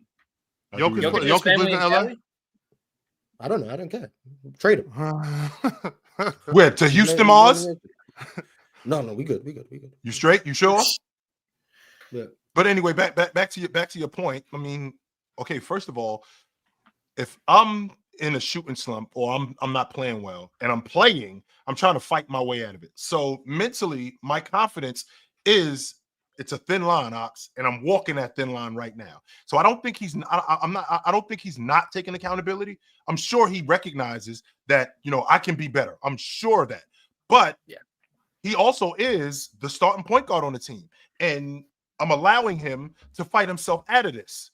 I'm allowing him to get himself out of this. Now, at some point, if we end up moving in another direction, he's already fragile as it is now because he's trying to fight his way out of this. That's not to say that, he's not taking accountability. But if we end up moving on from him and going with Russ, could he now go, well, now they don't believe in me anymore, and maybe this team isn't for me. Maybe I shouldn't be here. So these aren't the type of star players you want around. If my star player is fragile, if my star player can't face a little adversity and get through it, this isn't my star player. This is not my franchise point guard. This is a guy that we need to get out of here before he has a mental breakdown like Ben Simmons. We can't have this. Like this. It's just not a guy I want in the locker room. If you're too fragile to get through this slump, you know what I'm saying? That's just like when you said the word fragile, chill. Yes. But Ox, though, that's what if we're being honest, that's what the psyche is for a lot of these guys. It's a thin line between being elite and thinking, yo, maybe I shouldn't be doing this. A lot of these guys have that kind of mentality. A lot of them do. And we see it, and for the record, there's a lot of front running in basketball too. Yeah, but on a lot of these guys tough though. Like, and I don't mean like, oh, I'm a big tough strong man. I don't mean like that. I mean like, aren't they like on a lot of these guys? I mean, mentally tough. Sure, it's hard to get to the NBA. You got to face a lot of adversity to get to the league. And I don't know Jamal Murray's life. I don't know where he's from or any of that. But I'm saying I'm sure he went through some adversity. Playing for Coach Cal, I'm sure he's faced adversity before. Right. You know what I'm saying? I'm not worried. So I'm not saying that he is fragile. I'm just going off of what we're talking about right now. Right. I don't think that we're gonna lose Jamal if you sit him down like, hey, get it together. Russ is playing good. We're gonna give Russ a little more minutes. Work it out, Jamal. You know what I'm saying? Like whatever's going on. I don't know what it is. I don't know if he's hurt. I don't know. I'm not sure. I have no idea. I think it's upstairs, to be honest with you, Ox. I do. I think. Well, maybe he needs a couple of days off. Chill. Maybe he needs a couple. Like, hey, Jamal, let Russ rock. Maybe you need to go. Sit it down, talk to somebody. Hey, mental health is a serious thing. You know what I'm saying? It is. Maybe that part I won't argue. And there's what do they call them? The like the athletic therapists. The ones I don't know the exact term, but they got people for you to talk to. Sports psychologists. Yeah, they do. Yeah, sports psychologists. You know what I'm saying? Holla at somebody, Jamal. Get it right. Adversity is a beautiful thing. You know what I'm saying? Like I always say, everything you want is on the other side of hard. If y'all want another championship, work it out. Let's get to it. But I don't want to just assume that Jamal's fragile and that if you give Russ more minutes that he's just gonna crumble. You know what I'm saying? Like maybe he needs to hit that bench for a couple. But I never was really those guys. I never was one of those guys, Ox, who likes like yanking guys in and out of the lineup because what it suggests it suggests instability with my crew. If I'm yanking this guy out of the lineup and there's an old saying: if you got two quarterbacks, you don't have one. So if I got a lead guard. In Jamal Murray, who showed me in the playoffs that I can be an elite guard. He showed me that. And then last year, it went the other way. And then this year, I think he's playing the worst that he's played since he's been at that level. So what I'm trying to make sense of how we can get this back. Not where he's 20, 32 a game against the Lakers. Okay, I'm not sure that we could get that Jamal Murray back, but just get him playing back at a competent level where he's more confident when he comes off that screen. Because I think he's shooting the basketball because I'm on the floor. I don't think he's shooting to score. I don't think he's playing to be productive. I think he's out there trying to play basketball instead of playing. And I think it's upstairs more than anything with him right now. Right. Well, chill. I also don't think that like versatility and mobility is synonymous with instability. Like if I have the ability to be versatile and be mobile, if I got other guys I can insert and help out, I don't think that's the same thing as being instability. I don't think that's the same as instability. I just always felt like we got other options and we might have to go to those for a little bit. Which is fine. That part I don't have a problem with. But what I do have a problem with is yanking guys in and out of the lineup. If you got guys, Pat Riley made it clear. You stick with the guys who got you here. Now, sometimes that could be to a detriment. Now, I'm not going to argue that. Sometimes that could be to a detriment. But if you stick with the guys who got you here, that's going to make my team in the unit, I feel like, stronger. Mm-hmm. Yeah, I can see that. Definitely. Now, and mind you, too, I'm not saying do away with Jamal or nothing like that. Like, right. Jamal, I think Jamal's very important to that squad. I think they just got to do what they got to do to make it through until he gets his stuff together. Personally, I think this is a pointless debate. I don't think that the Nuggets are going to do jack shit come playoff time. I don't think that they're going to be a top 6 seed. I think we're wasting our breath only simply because Jokic is over there doing Jokic things. But hey, what do I know? I'm just the host. You don't believe in the best player in the NBA? Right? I don't How believe can you in the not, best player Ron? in the NBA supporting cast. How can you not, Ron? Because you do the same thing with your Milwaukee Bucks, and they got the second best player in the league. And Some we would have- say the best player. Some would say that Giannis. Many would say the best. I will say the best. I might say the best. See, we got to. Me too. But Dame Lillard he might not be playing like Portland Dame, but we get a lot. We get Dame. We get a lot of Dame nights. Brook Lopez, he does what he does. Like, and I'm not necessarily gonna just sit here and compare, the cast and whatnot. But the Nuggets, it's just funky over there. That's all. That's the only way I can put it. It's just funky over there. No KCP, no Bruce Brown. Things look different. No Jeff Green. No Jeff Green. Facts. Yeah. Things look different. I do like what I'm seeing out of Christian Brown, though. I do. Brown, Ron. How many times I tell you this? My goodness. Yeah, I like Christian Brown Brown. pulling timeouts when they don't have timeouts. That's really high IQ. I bet you. That's Christian Brown. Hey, Mars, stop. Oh my God, we don't have any timeouts. Do we have any timeouts, Mars? Nah, they should have got a tech. That should have given the ball Warriors a back. chance. That should have given the Warriors a chance to tie the game with a 3, but the refs ain't want to do that. Interesting. They cheated. He called it and then took it back. No, you can't do that, yo. He called timeout, and I understand Steve Kerr why he was so upset. Yeah, they selling. Yeah, well, this was the game, and this is how it went. The Nuggets ended up getting the win, and the Nuggets are now 11-8, and the Warriors are 12-8. So they're pretty close in the standings as well, with the rest of the West as well. But let's move on to the next game. Oh, speaking of the best player, Giannis Antetokounmpo and the Bucks handled the Detroit Pistons last night, 128-107. Giannis didn't really play his typical minutes. I think he only played 27 minutes. But in that 27 minutes, he had 28 points, 7 rebounds, 8 assists. And the Bucks are now 9-1 in their last 10 games and have improved to 11-9. And the Pistons are doing well for the Pistons. They were 3-1 in cup play, or 3-0 in cup play until their loss last night, and they're 9-14 on the season. Might be it's reality. For the record, I jumped on this train like a couple of years ago when I said that Giannis was a better offensive player than Joker. And I was a little drunk when I said that. I was drunk off what Giannis was doing. I'm not doing that again, but Giannis has been great. Yes. But you're starting to get just a little tipsy. I'm not getting no. Let me tell you what's going on, Ron. Let me tell you what's going on. I see that bottle on the table and I drank it before and I ended up in somebody's house. And I'm trying to figure out where my clothes are. I'm not touching that bottle again. No, that's not happening, Ox. No, I'm not doing that again. No. Oh man. No. Yo, what was that? What was that DL said? You the one wanted to play helicopter. Exactly. You wake up, you're like, where the hell my clothes? Nah, I ain't doing that again. No.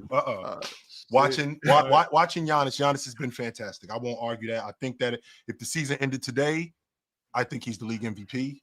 I think that he's just been great all the way around. I think his mid-range has been probably the most important part. And like last night, he just dominated. Mid-range chill. Yes, he is, yo. And last night they dominated that mid-range. He looking at the mid-range like I can make this. And I told you guys, he does not have to have a money mid-range game. But what he does have to have is a game that's respectable, where you have to honor that. Because when that big man comes out of that paint, unlike before, when that big man comes out of that paint, that opens up the lane, and that's more avenues for us to get to the rim. That's more avenues for us to get better shots. But when he's standing 16, 17 feet away from the basket, and he ain't looking at the rim, I'm just standing right here, and I'm not doing nothing. I'm not doing anything. So him cracking that mid-range, even if he's missing, he's more confident in it now, and I really like that about him. I think he's shooting like 48% on like 8 attempts too. So it's like even statistically, like he's been like for Giannis, like for anybody actually, that's great. Yeah, Giannis became a better mid-range shooter than LeBron ever was. Interesting. I think James' best seasons as a mid-range, I think it was 13. I want to say 13, Mars. I think he was at like 30, between 39 and 42%, something like that. Sure, it's not 25th. No. Hey, Giannis be laughing at that. Yeah, 39%. Okay. Something like that. Interesting. Yeah, well, shout out to Giannis and all the kids out there too. I just want to say, when you put in the work, the results will come. Most of the time. Unless you're just garbage. Unless you trash, Ox. If you trash, then like we ain't having a conversation. You suck. So which one is it? LeBron didn't put in the work in his career, or he just sucks? I'm sorry, Mars. I just can't be great at everything. I apologize. No, so which one is it? Did he not put in the work for a good mid-range game, or does he just suck at it? I think that he actually had a good mid-range game. Okay. I don't think he had a bad. Is good now. I don't think he had a bad mid-range. I don't think he had a bad mid-range game. That doesn't mean he had a good one. I mean, there's not just bad or good. There's only two options. You just said suck, Mars. You said either he was good or he sucked. No, I'm asking which one it was. Was it that he didn't work? I think he had a good mid-range. Or they just I do. Because he improved in his mid-range game. Improving from being one of the worst mid-range shooters ever to being 39% doesn't mean you became good. It just means that. So I just suck less. Is that what you're trying to tell me? If Luka goes from being the worst defender ever to becoming average, does that mean he's now a good defender? Or does it just mean he's no longer the worst ever? It sounds like you're saying the same thing. I don't get how that's the same thing. Either you're average or you're good or you're bad. But if I'm average, you're good because you're average. But if I'm average, I'm better than what I used to be. Way better than what I used to be. That just means you're improved. Improved doesn't mean good. Improved just means better than you were. Okay, I suck less. Yeah. However, if I'm average, that doesn't mean I suck. Yeah, that means you're average. I'm not bad. Yeah, you're average. So, but LeBron I'm not bad. Wasn't good. So LeBron wasn't good. Why was LeBron never a good mid-range shooter? Did he not work on it, or does he just not have the skill to do it? I do think he worked on it. So he's just not good enough. Okay, maybe. Interesting. Shout out to LeBron, man. That's the GOAT, by the way. Giannis can do it in 7 years. LeBron can do it in 22. Interesting. Cool. Just observing. Just observing. Just observing. Disgusting. I'm just observing. Don't get mad at me. I'm just making observations. 2018, hey, LeBron, 39% from mid-range. Interesting. Observing. Just observing. This is year 11? 11? Year 11? 10? What's year 15? This is year 11. In 2018, yeah, he was that was he showed up in 2003, so yeah, that was year 15. Yeah, but Giannis is in year 11, yeah. How many rings did James was so much better as a well, do we remember in James 11 seasons? LeBron had what? No, in his first 10 rings, seasons. First 10 seasons. 1 or 2. I don't know if 2013 is his 10th season. He had 1 or 2. He had 2. No, his rookie year was 04. His 10th year would have been 14. At that point, he had 12. So he had 2. He had 12 and 13. The one versus OKC, and then the one versus. And he also had the biggest finals meltdown in history. Ron, just tell me. Mars. No. He had 2 of them.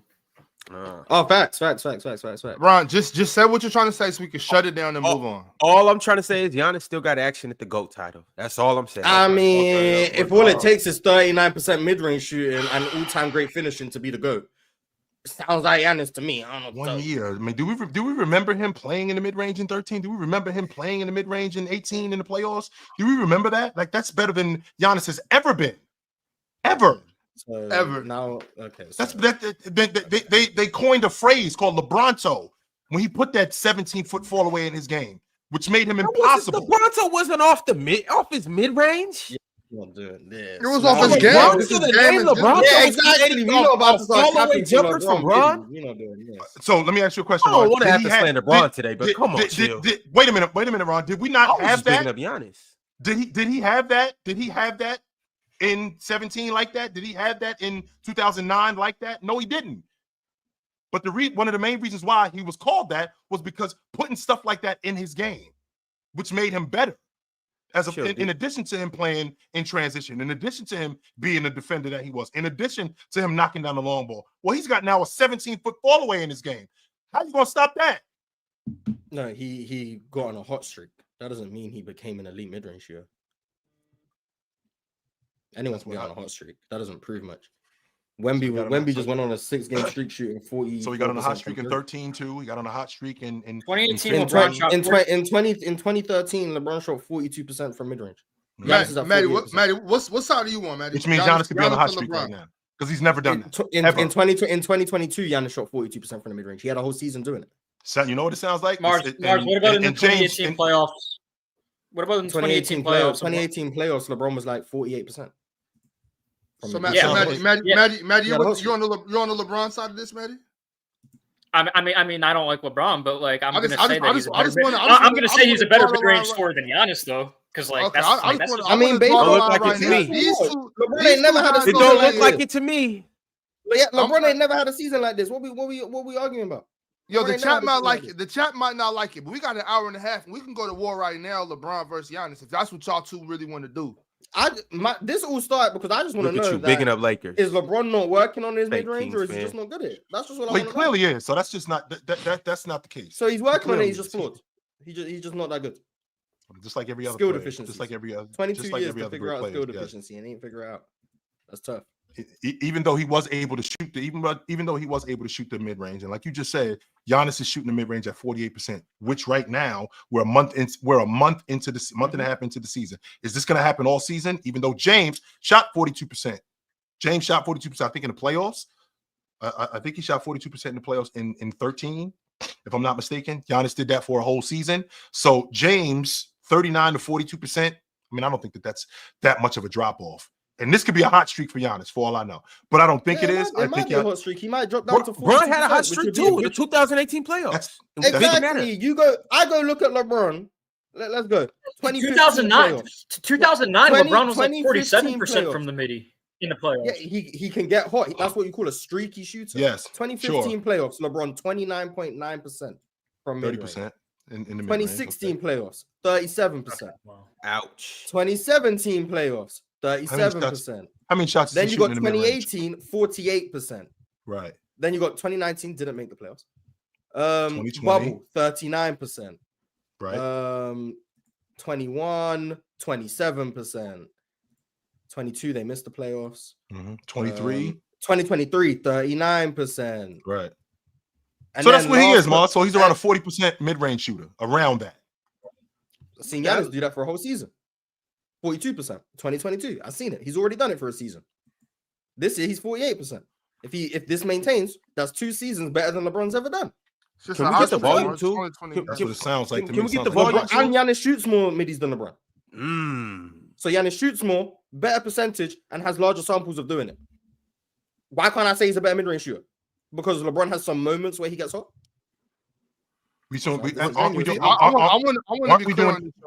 I didn't know this was just going to be a mid-range conversation because I heard y'all. Clearly it is. So let's do that. I heard y'all say that action at being the GOAT. That's why I jumped in. We're just talking about. Oh, that's Ron. Ron just wanted to start. Oh, sure. All I was saying Y'all is got it. year Y'all 10, got it. Bron had 2 rings.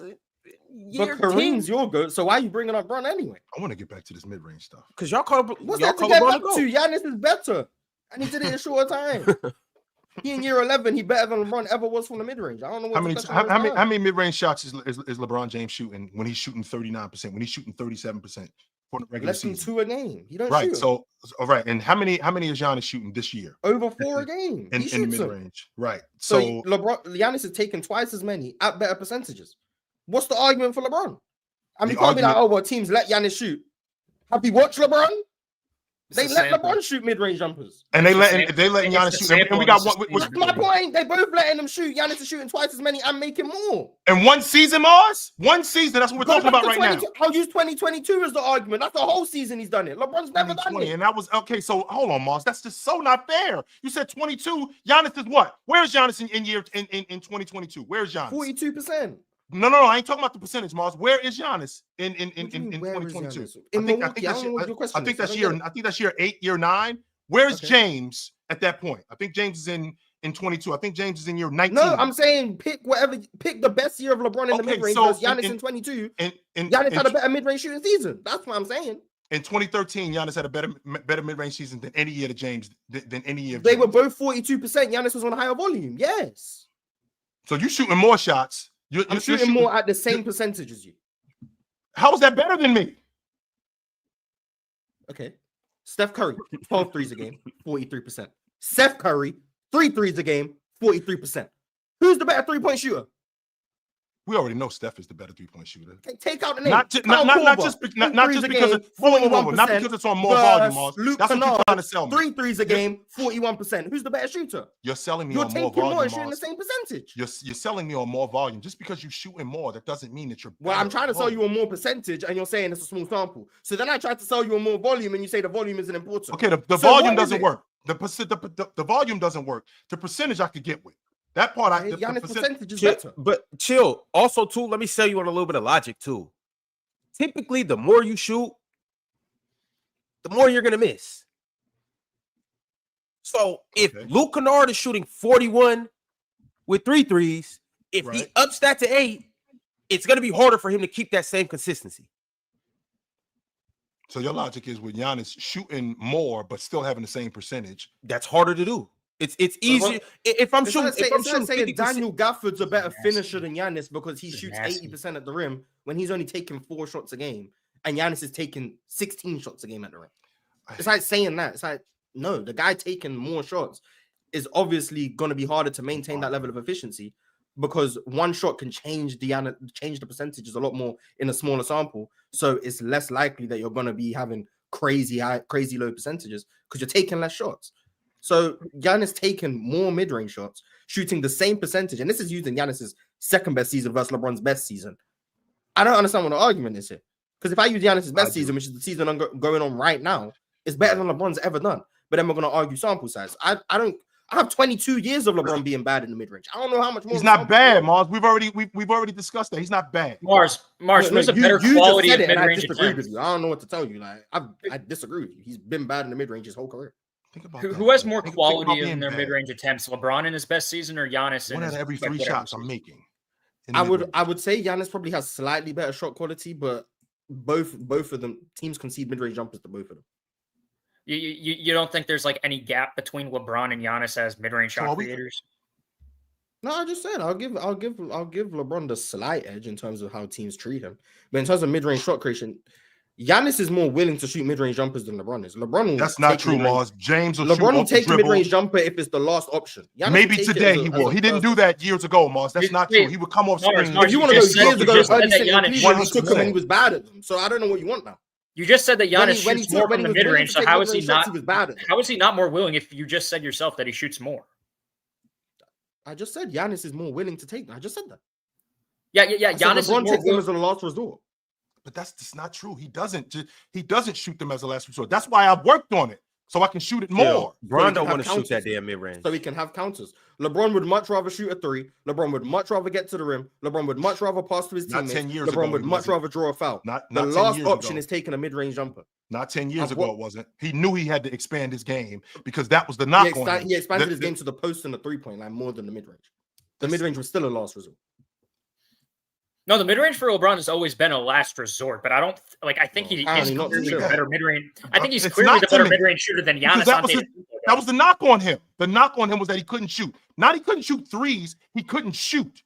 So teams backed off of him. That's why he had to get better at that. In fact, he did get better at that. When he had the meltdown against Dallas in 2011, they backed off of him. He couldn't shoot the basketball. I have to get better at this in the mid-range, at the long ball line. Now, the idea that I'm going to shoot the mid-range last, what it sounds to me like, I'm going to shoot this, and I don't really want to shoot this. I want to shoot the long ball more than I shoot in the mid-range, even though teams backed off me and dared me to shoot in the mid-range way more than they dared me to shoot at the long ball line, which means that I have to improve in the mid-range first.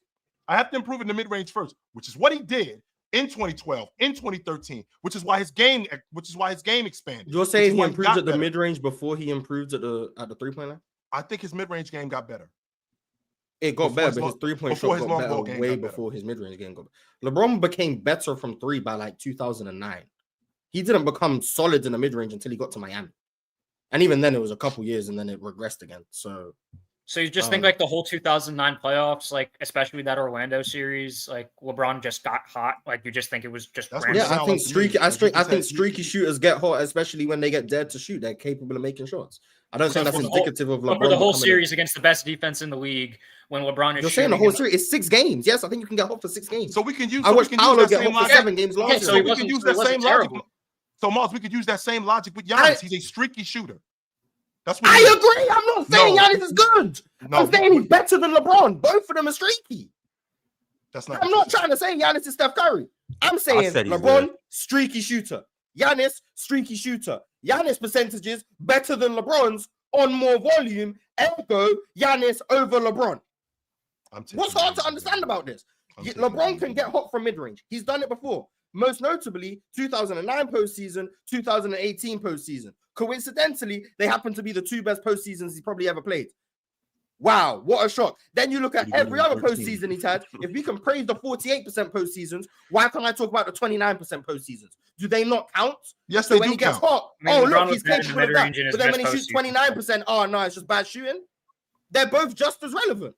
In fact, I would argue 2015 shows more about LeBron shooting than 2009 does when you consider that it was a larger sample of games. And if I can say, if I can do that, I can say the same thing about Giannis, because this isn't indicative. This is not indicative of who Giannis is right That's now. why I said we Giannis can talk about 2022. I'm we fine can with talk that. about. I'm saying We can talk about not only Giannis can we has talk about full 2022, seasons we can talk about similar 2019 to too, LeBron. when they built that wall against him where he couldn't shoot at all in the mid range. Oh yeah, We can talk about 2019. Look, Giannis can Yes. shoot. I'm not arguing that. Mars, I'm saying he improved at it in 11 years faster than LeBron has in 22. You bring up that Giannis couldn't shoot 5 years ago helps my point. He was trash in 2019. He was trash in 2020. And somehow by 2024-25, he's become a better mid-range shooter than LeBron ever was. That And was my somehow in 10 years, How he was might Giannis have in 11 action. years got to a level that LeBron hasn't got to in 20? That's not necessary. That was my question. That's not I necessary. think we're on a hot streak right now when it comes to Like, Yeah, how that's do we my know whole point. Giannis has been in the league half as long and is a better mid-range shooter than LeBron ever was. Okay. So Giannis is just on a hot streak, and it's a small sample size. There we go. Like LeBron's still the better mid-range shooter. If that's the argument you want to stand on, then fine. We'll have to wait till 82 games are over, and then when he's still shooting 47%, will the argument change? Okay. If I'm willing to concede, if I'm willing to concede that Giannis is just on a hot streak right now, he's at 48%, it won't maintain. Let's say for the sake of argument, I'm willing to concede that. So if it does maintain and he shoots 48% for the whole season, will you concede he's better than LeBron? It's better. Yeah, sure. All right, cool. So we'll be back here in April. Yeah, but we all know that shoot mid-range is 48% dead though. You know what I'm saying? So who cares? It ain't dead for Mid-range Giannis. is dead. For Giannis to shoot 48%. 48%. That's a terrible shot. Actually, now that I think about it, so Giannis is terrible because he's shooting terrible shots. Who shoots mid ranges in 2024? Nobody. Speaking really. of mid-range shots, did y'all see that possession in the clutch with Jokic where Curry was guarding him? He faked the pass cross court. Curry's guarding him.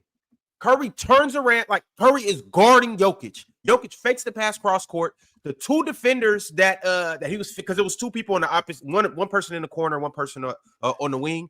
The two people that are guarding him, they both run to their man. Curry guarding Jokic, facing him, turns around, and Jokic just basically has a wide open jumper off a pass fake. I don't think it was the fake, Ron, more than it was Steph Curry was trying to get off a Joker. That's what it was more than anything. Yeah, he was scared. He was ducking. He was trying to get off Joker because what was about to happen was Joker was about to put him in the blender and just take him right down to the boom boom room. 100% he was about to do that. So Curry is looking around trying to figure out where the help is. I've seen Damian Lillard do it a bunch of different times where Damian Lillard is switched on to the big and he's grabbing Bobby Portis's jersey or he's grabbing one of those bigs jersey. Come get your ass over here and get me off this big guy. So I think that's what was going on yesterday. I don't think Curry wanted to be on Joker. And Jackson, it looks like he put him in a blender off a pass fake. Yeah. But all right, y'all. In the meantime, while I got you guys' attention, feast your eyes on the screen because PrizePicks is the sponsor of this panel right now, and you can play $5 to get 50 instantly with PrizePicks. It's very simple. Download the app, deposit your money, pick more or less, and you'll get an instant payout with real money on PrizePicks. That's what we do over here, and that's what you should do as well. All right, we got a couple more games that we're going to go ahead and dive into, so let's go ahead and make it happen. We talked about the Knicks briefly, but they improved to 4-0 in group play and 13-8 on the season with a 121-106 win over the Orlando Magic. The Magic are now 15-8, and the Knicks, powered by the Magic, in large part due to Karl Anthony Towns coming with 23 points, 15 rebounds, and a couple blocks. Is it me or just Cat? This thing looks like it's just working. Or is it just me? They're turning the corner. It is working. It just looks like it works. It doesn't look like it's a struggle neither. Now, I'm not one of these people. I'm not one of these people that, subscribes to the logic that, New York won this trade. I'm not going to find out who won this trade until years later. But as of right now, this thing looks like it's working. Cat looks real comfortable in this offense. They go to him on the block. He actually looks tougher. I mean, I saw him fighting with France yesterday, and he didn't back down from what was going on. Excuse me. This looks like it's working. I like it. I think we can say the Knicks won this trade. I just ran a poll right now, so you guys let me know. Say that again, Morris. I said it when the trade was made. I mean, the Wolves obviously lost. I wasn't as high on the Knicks trade. I just think it was clearly better than what the Wolves got. But turns out, can we really say that though? Well, I don't. I still don't know why they did say that. Well, they did it financially. That Cat. I'm not saying that Cat is better than Julius and Dante. I'm saying just because the Knicks were ready for this, like the supporting cast, like everything that the Knicks got, they were ready for Cat to come in and make it. Now they're ready to compete. It's more so about the team they built as opposed to the two players that got traded in the way I'm looking at it. And so I think it just fits together way better. When I think about a team winning a trade, so I hear people saying that the Celtics fleeced the Cavs for Kyrie Irving, only to find out that pick was Colin Sexton, who they ended up getting, and they ended up moving off of Colin Sexton for Donovan Mitchell. So did they really win the trade? I mean, that's what I'm thinking about when I think about when you win a trade. I don't find out till years later when this trade actually became what it became. Same logic in Brooklyn. When you trade both Kevin Garnett and Paul Pierce to Brooklyn from Boston, and then you get those draft picks. When those draft picks turn into Jason Tatum and Jaylen Brown, we don't find out till years later who actually won that trade. One of those draft picks was Colin Sexton too. That pick came from that Brooklyn trade. Yes. Yeah, well, I mean, it would have been hard for Boston to lose that trade just because of where KG was in his career. And Paul Pierce was at that point. Well, Paul Pierce had a little more left in the tank, but where they were in their careers, it would have been really hard for Boston to lose that trade. I understand the better player, because even though Mars, you're a numbers guy, so you can appreciate this. I think with the exception of the long ball, both him and Julius Randle, they averaged the exact amount, same points, same amount of rebounds, field goal percentage. I think Cat shoots better at the long ball line than Julius Randle. But everything else kind of lines up. But it looks like Cat is better fit for this unit in New York. Shooting at the long ball line, stretching the defense like he does, and getting on the glass. He just looks like he's a better fit for them right now. A solid passer, just a better player. That's why. I think I think Cat's better than Julius Randle. I won't argue that. And they're both better than Wemby. Nice. Yep. All right, the next game we're gonna go ahead and move on to is the Pacers and the Raptors. And the Raptors took care of the Pacers 122-111. The Pacers are a whopping or underwhelming 0-4 in round robin play, group play, and they will be at home. The Raptors record is 7-15. The Pacers are 9-13. And the Raptors got busy last night behind Scotty Barnes' career high 35 points, 6 rebounds, 9 assists, 3 threes, and I don't think Penn was lying when he said Point Scotty is a thing. Bro, what happened to Indiana, man? Like, what's going on with your crew, yo? What's the deal? Our starting shooting guard and small forward is injured.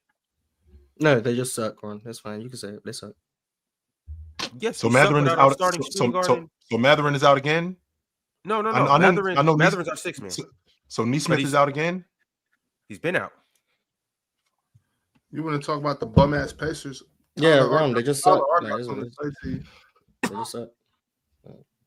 just suck. Nah, we're gonna get healthy. We're gonna put it together. Hallie had a good night last night. I don't hear y'all talking about Hallie. Hallie's starting to turn a corner. You know, we gonna put it together. All right. And on top of that, see, we started off fast last year. It ended kind of slow. We're not trying to run out of gas this year, so we'll get it going around top of the year. And then we just gonna boom in 2025. Sure.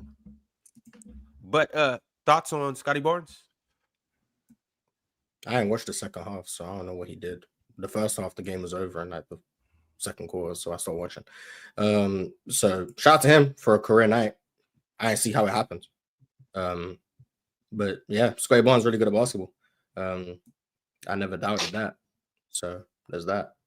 I think the Raptors have some interesting players though. They do. I'm very intrigued by what the Raptors are going on. What are they building in Toronto? Because I'm a big time RJ Barrett fan, so I watched some Toronto games. I said I was going to start watching. RJ got busy last night too. He had 29, 9 rebounds, 29, 9 and 5, 9 for 16 from the field, 2 for 6. He's actually been really good this year. 9 for 12 from the line, 68% true shooting. Yeah. Chill, you're asking what are they building? Yeah, what are they building in Toronto? Is Scotty the guy that they're building this thing around, and they got a complimentary guy in RJ Barrett and the kid from the Knicks who they signed to an extension. I mean, he's been out of the lineup. Emmanuel Quigley, he's been out of the lineup. So the question is what exactly, if this is what they're building, now you got your two guard in Grady Dick. So you got that going on. Oh, forgot about Grady. Yeah, so you got your two guard. So they need a 5-man. That's what they're missing. I mean, they got because Boucher's not it. If we're being honest, Boucher is not it. No. They got they need a Jakob. Yeah. They gonna get Cooper Flag. That's their goal. And then whatever happens with that happens. Then you got Scotty Barnes, Cooper Flag. I mean, I know a little bit more about the Raptors because I do know Emmanuel Quigley personally. So like what he tells me, it's like what they're trying to build over there is like they're just trying to get a ton of like hard-nosed, high motor players such as himself, guys like Davion Mitchell, who I think is a top 10 guard defender in the game. Guys like, I don't know if y'all watched any of Jonathan Mogbo, but he's his impact is way beyond what the stat sheet is showing you. He's definitely giving it 100% every single game. Guys like Ochai, and then there's guys like Scotty Barnes, RJ Barrett, like those raw type of talents to just take over the games when they need to, which is kind of what you saw from both of them last night. And I think it's just the consistency that they're trying to find with this team, because I think this is Darko. This is year 2 for Darko, or whatever the head coach's name is. I can never pronounce it. But yeah, no, he's a good coach. But yeah, Scotty and RJ. I think what they want from them is kind of more of what they saw last night. Oh yeah. Imagine 35 being your career high. Embarrassing. I mean, that was Jason Tatum for his first 2 years, and look at where he is now. He's one of the best. Dalton Connect has 37 already. Okay. Yeah, and they did that last night without Quickly and without Dick as well. So shout out to the Raptors. They are putting it together, I suppose, or just beating up on a bum-ass Pacers team. However you want to slice it. 2 big games by Scotty Barnes and RJ Barrett. Love to see it. Penn was right. Point guard Scotty may be a thing. But y'all, we got $100 super chat from Toddler Arch. He's back. He's on top. He's greater than ever. The toddler himself said that was an amazing performance by Mars Blackman. Plus, Giannis better than Tatum. I can't wait to see that get clipped up and have all the LeBron fans mad at me. That's gonna be amazing. Why, Mars? I mean, you when you say stuff, you got to stand on it. Like I stand on what I stand. Yes, you do. I get roasted all the time. You telling me that Giannis is a better mid-range shooter than James throughout the course of his career, and the numbers show it. Stand on it, Mars. Don't be scared of that. Do not be scared of that. I'm not gonna stand on things I don't believe. No. I just said it. Then why you saying it then? Because I was bored. I wanted to create an argument. And you made me believe, Mars. I'm standing on it. I mean, I believe before. I believe it before. I mean, that's the kind of stuff that was true, though. So it's like I think I made a compelling case. But I think I can make a compelling case for anything. It doesn't mean I believe it. No, you make a good devil's advocate. I'll give you that. If I can say something with enough conviction that's borderline, right? People will believe it. Nah, that was 100% I know the powers I have. If I said everything I truly believe, you know how boring the show would be? Because everyone be like, oh my god, Mars is right. Like, what are we gonna do with that? So, like, I have to say, I have to stir some controversy. Yeah, but you under the impression, Mars, that the stuff that you say, we all agree with it. Because you don't agree with half the stuff. No, you can disagree. You'll just be wrong, but you can disagree with me. That's fine. But like, if I say stuff like that, that's what stirs controversy. That's what people watch. People aren't here to just watch us. I read the comments. Oh, they debate too civilly. It's just people agreeing with each other. So sometimes you got to stir the pot a little bit. When Swiper's here, they can do that organically because they're just stupid. But when I'm here, like we have to manufacture it. That's the difference. So I know when I have to up my usage rate. That's really what it is. I play my role. But when you up your usage rate, you still shoot at the same percentage or better. Yeah, my true shooting through the roof. Like that's what it is. But I just understand sometimes it could just be a cool 18 points. Just play my role, spot up, space the floor. And then other times when Luke is out or when Kyrie's out, I know I gotta elevate my role. And then it's like, oh my god, give this guy his own team. He could shine. Norman Powell? I got my own team. Go watch Master Sports. It's great content. Like, that's what it is. Like it's just understanding how to play my role and understanding what best helps the team win. So I just do my part, man. You're welcome. You're welcome for all my contributions. All right, y'all. KT sent through a members chat. He's been around for 3 months, but ultimately, KT is a Hall of Famer. He said, hit that like button. So y'all listen to a Hall of Famer and hit that like button. But let me also shout out our other Hall of Famers aside from KT. We got Hutton Gilgores, Multi Kenny, and Cobra Son of Raditz. Those are the Hall of Famers. Those are the GOATs because they're in the GOAT tier. And salute to y'all. Shout out to them. SMN RNDM said this whole winning without Luka is stupid and not contextual. He got injured after the Pelicans game. Then we played the Nuggets and Heat, went 1-1. Then the team had a meeting and things turned around and they beat the Hawks, Knicks, and Jazz without Luka in the lineup. But he's saying the meeting changed things, not Luka being out. Why we ain't getting no spoilers from that meeting? We hear about the Philly meeting. Why we ain't hear nothing about the Dallas meeting? Come on, man. Someone should have been like, Luka, you're fat. And then like that should have been leaked tonight. Because you had a meeting, right? Because you had a meeting, that still doesn't change the fact that Luka was out of the lineup still. So the fact that we got into this meeting and we just, laid everything on the table. Yo, Najee, you need to do this more. Irv, you're not doing this. And we just let it all out. None of that changes the fact that Luka wasn't on the floor. And they still were winning. And with them winning, some things changed. So that doesn't mean that they're better without Luka. So I think that the problem we have in here is people think that they're better without Luka. No, they're not. They did win without Luka. No doubt about that, but they're not better. Let's kill that right now. Well, it's like the Grizzlies without Ja a couple years ago. It's like they would still win without him, but like they're not better without Ja. They're not a better team without Luka. So let's kill that right now. They're not. Were the Celtics a better team without Kyrie? Yeah. Yep. We got Kemba Walker the year after and got better. Like, come on.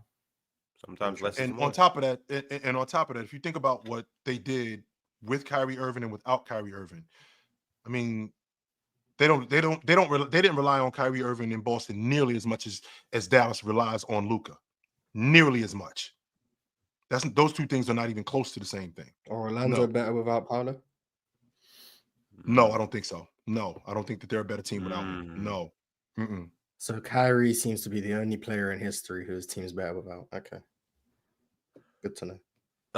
Well, one team that we know for sure that they aren't better without their best player or second best player, however you want to slice it, is the Phoenix Suns without Kevin Durant. In case you don't know, last night, Kevin Durant did sprain his ankle. We don't know the severity. We don't know how long he's going to be out unless you guys have an update. But I do know he only played 16 minutes and had to leave the game. Nonetheless, the Phoenix Suns pulled it out against the San Antonio Spurs, 104-93. The Suns are now 12-8, and the Spurs are 11-10. Devin Booker had a game high, 29 points, 9 rebounds, 5 assists. Wemby 1 of 9 from 3. That's what imagine that from our 7-4 guy. Yep. Wemby is going to be a great 3-point shooter. He's going to be a more consistent 3-point shooter, but he's just not there yet. But we need Wemby to be there, just like Wemby's going to be the defensive player of the year, even though Wemby is not the best defensive player in the game yet. He is going to be, but we need him to be right now.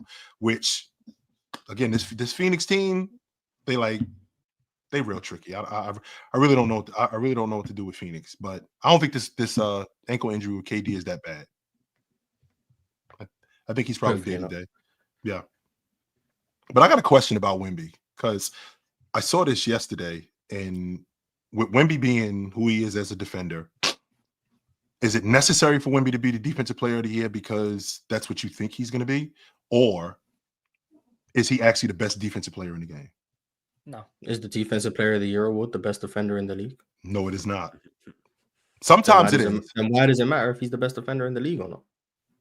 Because there's people who want him to be the best defensive player in the game. And people, when they see like horribly wrong. When they see defensive player of the year, that means to some people the best defensive player in the game. Even though we all know for a fact that Marcus Smart was not the best defensive player in the game. We all know for a fact Jaren Jackson was not the best defensive player in the game. We know that for a fact that he was not. But with that being said, if Wemby is the best defensive player in the game, we were right. He is the best. If he wins defensive player of the year, we were right. So now what's next, Mars? What's next is that he wins the league MVP. We got to get him there. But then we get to year 5, year 6, even though he's like 24, when we get to year 5 and year 6 and he's not winning, so now we got to tear him down because he's not what we thought he was. Even though he could still be that, you're just trying to push him into that too early. Defensive player of the year should definitely be the best defensive player in the NBA. Unlike the MVP, unlike the MVP, where the MVP should be supposed to be the most valuable, defensive player of the year should be the defensive player of the year, the best defensive player of the year. I agree, but it's not. So if it's not, then I don't get why it matters if he wins it and he's not the best defender. I think the idea of people are going to use the defensive player of the year to propel Wemby into talks he shouldn't be in, that's not new for Wemby. That's how it goes for everyone. Anyone wins any award, all of a sudden that's the proof that this guy is just that good. I mean, if the like you said, if the Celtics win a championship, you're saying Tatum's the best in the world. Like, that doesn't make him the best in the world, but you're going to say it because there's an accolade that supports your argument. Just like you said, if Embiid wins the championship. Exactly. It's the same thing. When the accolade supports the argument, all of a sudden the accolade matters. I mean, it doesn't put credence on the accolade. It's just confirmation bias. If you have something... Can I say that Rudy Gobert's a better defender than Hakeem then? If you want, go ahead and say it. No, they have No, just devil's advocate, that's all. Yeah, people are going to use what supports their argument. If that's an accolade, or if that's the eye test, or if that's stats. Like if the stats support your argument, but the accolades don't, people will say the accolades don't matter. If the eye test supports your argument, but the stats and accolades don't matter, you'll say they don't watch the game. If the accolades support your argument, but the stats and the eye test doesn't, then you'll say that those things don't matter and accolades are the only true objective measure. Well, that's why I just don't care about people just use what supports their argument. So if you don't think Wemby's the best defender in the sport, whether he wins a defensive player of the year or not, you're still going to say Wemby's not the best defender in the world. If you think Wemby is the best defender in the NBA, if he wins defensive player of the year or not, you're going to say he's still the best defender in the world. The only issue is if he does win it and you think he's the best defender, you're going to say that's proof that he is. And if he doesn't win it and you still think he's the best defender, you're going to say that he got robbed. Like it doesn't make them mean anything. It's just I mean, even if it's the same thing I just did with that Giannis and LeBron mid-range shooting. I handpicked the seasons that I know Giannis shot better than LeBron in, so I can make my argument. I ignored the seasons that LeBron shot better than Giannis because that wouldn't help my argument. Like it wouldn't matter, Matty, if they were in the league at the same time. Like if Hakeem and Rudy were in the league at the same time and he won more defensive player of the year, I guess you could make that argument. The accolades won't. That doesn't mean it is, but you can make that argument. But since they aren't in the league at the same time, I don't think we can stand on that as our argument. So KG over Duncan as a defender? I'm fine with that. I'm perfectly fine with that. Yeah, I'm Ben Wallace better than both of them. I'm cool with that too. I'm cool with that too. I'm Ron Artest better than Tim Duncan too. I just think that when the problem that we have is that the best defender does win the defensive player of the year sometimes. When's the last time that happened? In 94 when Elijah Wan won it. That was the last time. Oh, man. That was the last time I remember it happening because I don't think was Hakeem really a better defender than D-Rob that year? Yes, he was. No doubt about I mean, it. it's probably happened more recent. I mean, you could argue Rudy was the best defender in the league last year. Like, I think Rudy was the best defender in the league. I think Rudy was the best defender in the league in 21. I think so. That. Let me just ask you guys right now. And I think Dwight Howard was the best defender in the league in 11. I think When he Rudy's won the been the defensive best defender in the league a lot of seasons. I think he's had the best defensive regular seasons, but he hasn't been the best defender in the league. That's where I stand on it. I've always thought it was Anthony Davis. Nothing has changed for me. I think it was Draymond Green and then Anthony Davis, but yeah. I want to ask you Wow, guys man. currently, who's the best defender in the league? And then I do want to say this before you answer. Victor Wembanyama, he's obviously making his case for the youngest DPOY in NBA history. He's leading the league in blocks. Swiper mentioned this yesterday. He's leading the league in stocks, steals, and blocks, obviously. The Spurs are 8th in defense this year. Wemby is 4th in steals per game amongst centers. Players are shooting 38.8% when Wemby's guarding them this season, which is the best in the NBA. And he's just Victor Wembanyama. Who do you guys believe is the best defender in the NBA right now? Anthony Davis. Evan Mobley. But I don't think Anthony Davis is playing like the best defender in the NBA. Those two things aren't the same thing. I think You could be the best player in the game and not be playing like the best player in the game. You could be the best defender in the game. That's true, Chill, but that's a shaky argument right now when we're talking about who's the best defender in the NBA right now. Like I don't like the right now stuff because it feels like every 2 weeks it changes. I feel you, but when we say right now, somebody's first 20 games. If we who's been the best defender this season? Yeah, well, I mean, because you're saying basically who's the best, that AD's the better defender, but it's Victor Wembanyama. How do we know that AD just didn't regress? Yeah, because we don't it's me giving you got part of it is benefit of the doubt, just assuming that AD can get back to the level, and then part of it is the confirmation of when AD does turn it up for 4-minute stretches. I still see the best defender in the league. So it's those two things in unison against what Wemby is doing consistently over the course of the season. The larger sample you have of showing me like that level of play, the more benefit of the doubt I'm willing to give you. So like if someone has one great season and then every other season is terrible, I'm not going to be like, well, they can get back to that one season. I'm not going to do that. But if you show me 8 great seasons and then the 9th season you have a down year, I'm not going to just assume you just fell off a cliff. That's why I didn't give up on Damian Lillard. Like, I still think Dame was still really good. I just think he had a down year. But if you want to say who's been the best defender this season, I would say Wemby or Evan Mobley. I would have said Chet, but he got hurt. So Wemby or Evan Mobley would be. I was just about to mention Chet. I thought he was the best defender before he went down. I'm going with Wemby to answer your question, Ron. I'm going with Wemby right now. I can't deny it. I can't deny when I'm watching. I think I'm with you, Ox. I think I'm rocking with. There's no angle I can take to try to be like, well, this or that. Nah, damn or that. He got it. I mean, you don't think like the responsibility that Anthony Davis holds like isn't more difficult than Wembanyama's? Yeah, but he's not doing much with that responsibility. That's what I was about to say. One of the main reasons why the Lakers are as bad as they are is because of Anthony Davis's lack of. You don't think it's the lack of perimeter wing depth? No, because we had the same problem in 23. The exact same problem in 23 when they went to the West Finals. The same thing was going on, and they were the best defensive team in the league. And that was largely due to Anthony. Vando was healthy, and with Vando being healthy, I mean, it wasn't like Vando was playing 25, 30 minutes. No, he was playing. No, he wasn't. But Anthony Davis was still switching to the perimeter pretty well. And but now the Lakers are switching everything, so which they shouldn't be. Well, yeah. Yeah, but when you can't guard... But that's exactly my point, is that the job would be harder for Anthony Davis because they're switching so much.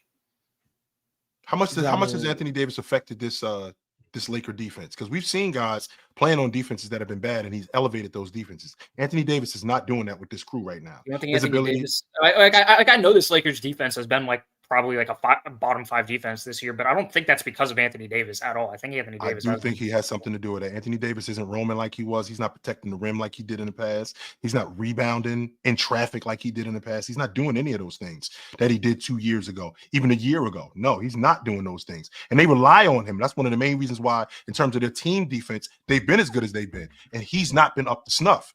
Not this year, he hasn't been. No. And I'm not blaming that on the lack of perimeter defense. I'm not blaming that primarily on them switching. No, I'm not doing that. He has a lot to do with why they aren't good because, again, he's their anchor, and he hasn't been good.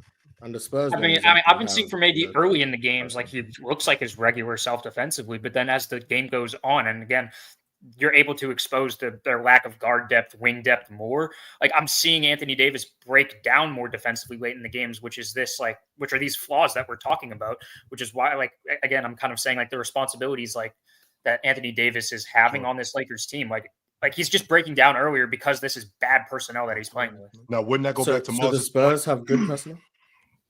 No, well, no, but they're not switching as much as the Lakers are. So is that personnel or coaching? It's coaching mostly. And that goes, and also I think that goes back to Mars's point that maybe he has regressed this season. Because again, he wasn't breaking down like this 2 years ago.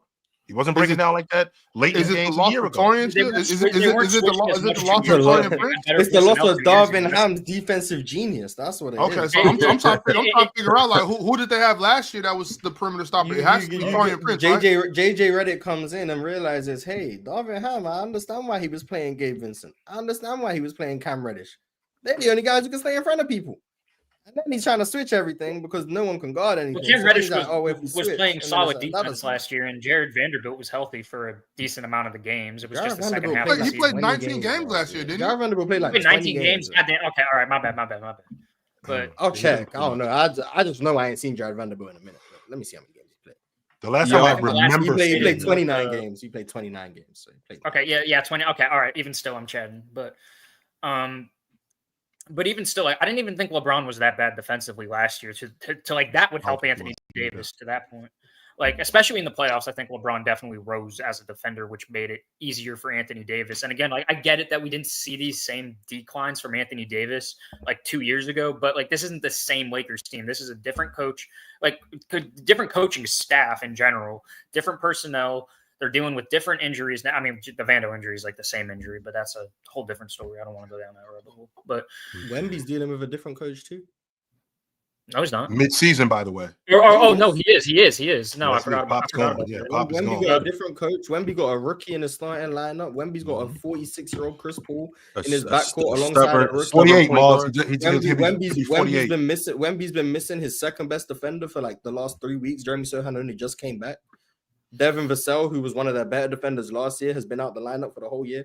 Like, I don't understand how we're making the case against Wemby based on responsibility when Wemby has a huge responsibility, has extremely flawed personnel, has dealt with a coaching change, and two of his best defenders from last year have been unavailable for most of the year. That's fine, but the ability that Wembanyama has defensively, even if he has more responsibility, he can't fill those like Anthony Davis does. Yeah, and now we're talking back in theory and not in practice. In practice, Wemby's been the more impactful defender than Anthony Davis this year. I mean, relative to situation, I think AD is the better defender. I'm over AD though. That's the problem. Yeah, like this goes back to the point that Ox was making. I think Anthony Davis is the best defender in the sport. But when the question is now framed as who's been the best defender this season, I don't understand how we can make the case for Anthony Davis. Like, I'm not saying that Anthony Davis has been the most impactful this year, but like the thing is, he brought up responsibility when I think Anthony Davis holds greater responsibilities than Wemby. Well, even if I did agree with that, I still think what Wemby's doing with his responsibility outweighs what AD's doing with his. So.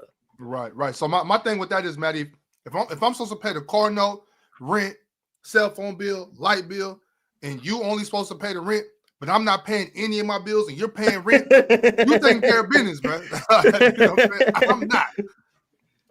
No, I'm not there yet. I think it's Evan Mobley, Ron. That's just me. I think Evan Mobley's the best. They would be my top two, Wemby and Mobley. I don't know about the order. I'll probably go with Wemby just because I prefer Wemby. Mm-hmm. All right. I do want to put this up so we can see who's top 10 at defensive field goal percentage at the rim so far this season. We have Victor at number 1 with 41.1. At number 2, Beef Stew at 42. Shout out Beef Stew, man. I didn't expect him to be this high, but hey, he's there. Real enforcer. Chet Holmgren just slightly behind Beef Stew at number 3 with 42.9% at the rim. Number 4, Mars, Amin Thompson at number 4. Interesting. 46.4% at the rim. Interesting. Number 5, Jared Allen at 49.5%. Number 6, Brook Lopez, dead at 50, and he's actually tied with Donovan Clingan. They are both at 50, tied for number 6. At number 8, Trace Jackson Davis, 50.8. That's a surprise to me, too. Number 9, Triple J, 51.3, and just below him at number 10, J-Dub at 51.4. So we see that 6-7 wing in the top 5, right? We do see that. Yes, sir. Interesting. But somehow we're not better than Dyson Daniels. All right, cool. Interesting. We're not the best 21-year-old in the league, but we're a top 5 rim protector in the sport. All right, cool. Interesting. We're better rim protector than your center, so. I mean, and Şengün having a great rim protector in season 2, but I guess people don't respect elite defense anymore. So Amen Thompson just not that good. We still haven't spoke about that top 25 list, by the way, Ron. Very disappointing. Yeah, we'll probably we're gonna spend all day tomorrow doing that, but we'll get around to it in a second. Teddy Hart sent through a $25 super chat. He said, if they wanted to give MVP for literal value, wouldn't the player with the highest VORP technically have the best argument? If they made a damn offensive player of the year, this wouldn't be a problem. Well, just so you know, Teddy, I think since Malls and I had this conversation since 1994, 30 years ago, with the exception of Steve Nash and Allen Iverson. Steve Nash, Allen Iverson, and I want to say Kobe Bryant in 2008. No, Kobe Bryant wasn't that. But with the exception of Steve Nash and Allen Iverson, all of the league MVPs have been in the top 5 in VORP, and the majority of them have been top 3 in VORP. So if you have a high VORP, more than likely you're going to be in the MVP conversation. I mean, that would just say that the person who created the VORP formula has the best definition of what value is. And VORP is just derived from the box score. So at the end of the day, you're just saying who has the best box score is the most valuable player. It doesn't make it true. But if that's what you wanted to put the value on, then I guess. But then Jokic would have won like the last 6 MVPs. Well, what exactly is it? It's value over replacement player. The guy, when you come off the floor, who's replacing you, whomever it is that's replacing you, what do they do? And what kind of value do they bring after you off the floor? So if you look at Joker, because we already know how bad Denver is when Joker's off the floor. We already know that, right? So how bad is Milwaukee when Giannis comes off the floor? I mean, they got a pretty good, they got some pretty good rotation players. I don't think they're as bad as Denver when they go off the floor. I think if I'm not mistaken, I think Jason Tatum is in the top 5 in VORP. But if you look at 6, okay, so he's if I go back the last 10 and seasons, Jalen Williams are both in the top 5. Mm-hmm. The last 10 seasons, so 2015, James Harden led the league in VORP, so he would have won that MVP over Steph Curry. Steph Curry was second, but in real life, Steph Curry won it, but James Harden would have won it in this universe. In 2016, I'm pretty sure Steph Curry would have won this one. Yep. Where was Curry in Curry? I mean, in 2015, he was second. Okay, so he was right there. Yeah, in VORP. He wasn't first. And then 2017, Russell Westbrook. So they got that one right according to VORP. So 16 and 17 they got right according to VORP. 15 they got wrong. 2018, LeBron led the league in VORP, so he should have won that one. 2019, the person who led the league in VORP was James Harden, so he should have won that one. 2020, didn't he win it? Oh, sorry, James Harden. Giannis won it. Yeah. Where did James Harden finish that year? He came second in MVP. He came second. Okay. So in 2020, James Harden led the league in VORP again, so he should have won it again. Giannis won that one. Mm-hmm. Where was Giannis in VORP that year? Second. Right. In 2021, Jokic led the league in VORP and Jokic won the awards. Jokic was lapping the field in VORP, by the way. Like, he was way ahead of everyone. Yeah. 2022, the leader in VORP was once again Nikola Jokic, far ahead of everyone. Yep. 2023, the league leader in VORP was guess who? Nikola Jokic. And he came in second. Embiid won that one. He came in second to Joel Embiid. He was third in VORP. Joel was third? Luka was second. And then last year, the league leader in VORP was once again Nikola Jokic, and he won the awards. And this year, the league leader in VORP is once again Nikola Jokic. So Jokic would have won, should have been on like 5 straight MVPs if the winner was just based on VORP. But VORP is just a box score stat. Like, so you're just saying who has the most valuable box score. And replacement player isn't based on who replaces you. It's a theoretical player. It's the imaginary player is imagine the most baseline. I think it's like the standard deviation of like. Yeah. So it's not like, oh, if your backup is DeAndre Jordan and someone else's backup is Draymond Green, you're going to look better because your replacement player is worse. It's just an average replacement player is like, I want to say like a 0. I don't know what it actually is. 0 plus 3 minus 3, something like that. And then how much value do you have over that average replacement player? That's what it is. So it tries to take away from what your actual team is, but it's still just based on the box score. It's just bots plus minus, but cumulative. And I hate bots plus minus. So I also hate VORP. Yeah, VORP. I don't like box plus minus because I don't know what it means. That's But my VORP problem is with bots it. plus minus. They're the same thing. Bots plus minus is just on a per game basis. VORP is just cumulative. They're the exact same thing. Well, about 99% the same thing. Man, they don't sound like the same thing. Yeah, because But VORP anyway. is just, if you play more games, your VORP will be higher. But bots plus minus is just each game.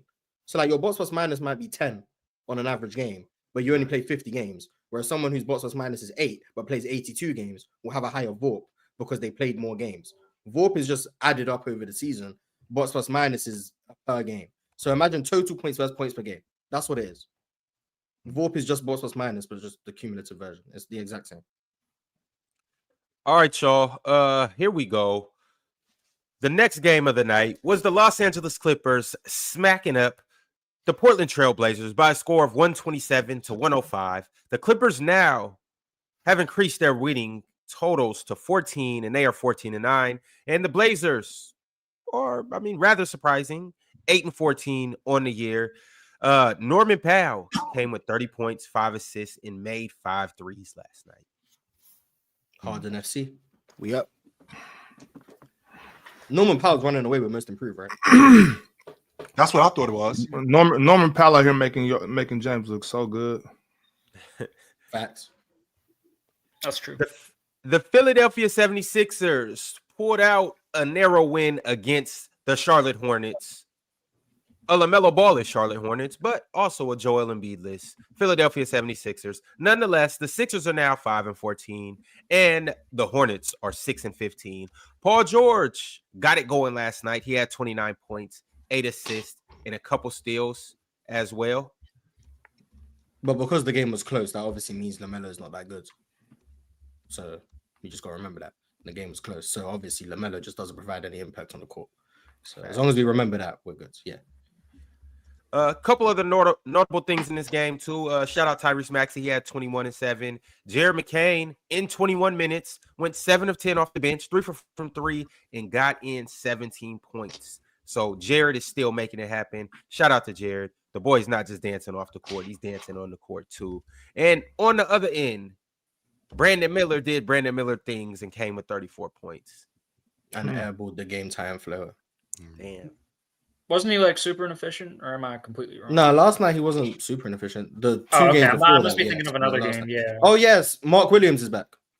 That's a big deal. Finally, Nick About Richards is time. back, too. They both played last night. Nick Richards had Yeah, but we 22 don't and care about 14. Nick Richards. He's a bum. But Mark Williams is back. 22 and 14? I don't care, bro. A He's not block good. of steal? Yo, I care, don't bro. I don't think Nick Richards is as bad as you portray him to be. I've Mars, you watched think him he's multiple tough. times this year. He's not. Yeah, that No, bad. I You think think he's contenders garbage. acting like Nick Richards is the savior is stupid. That's what. Okay, I can give you that. That's all I'm saying. But shout out to Nick Richards, man. But Mark Williams being back is the real interesting thing. J-Dub led OKC last night to a 133-106 win against the Utah Jazz. The Oklahoma City Thunder, as we know, they're at the top of the West with a 16-5 record, and the Jazz are at the bottom of the West with a 4-17 record. J-Dub had 28 points, 5 assists, and 3 steals. Yo, them dudes was flying around last night, man. They were. I did watch some of that game with OKC, and I understand the idea that I understand the idea that, you know, when you're playing against a bad team, especially if you're a good team, you look better. But Oklahoma City they looked real good yesterday. They forced a lot. I think they had 19. They forced 19 turnovers in the first half. They were awesome. Yo, Ox, you kind of look like J-Dub right here. What? The Sacramento Kings Oh my god, got a win against the Houston Rockets last night, 120-111. You all right, bro? De'Aaron Fox had 22 points, 7 assists, 6 rebounds, 3 steals. De'Aaron Knight just filling up the box sheet. And the Kings are only 10-12 right now, but they got a dub last night. The Rockets, the number 2 seed in the West, dropped the ball last night, but they're 15-7. And Trey Lyles is hurt again, man. I'm tired of this. No thoughts, no comments. I don't got nothing to say.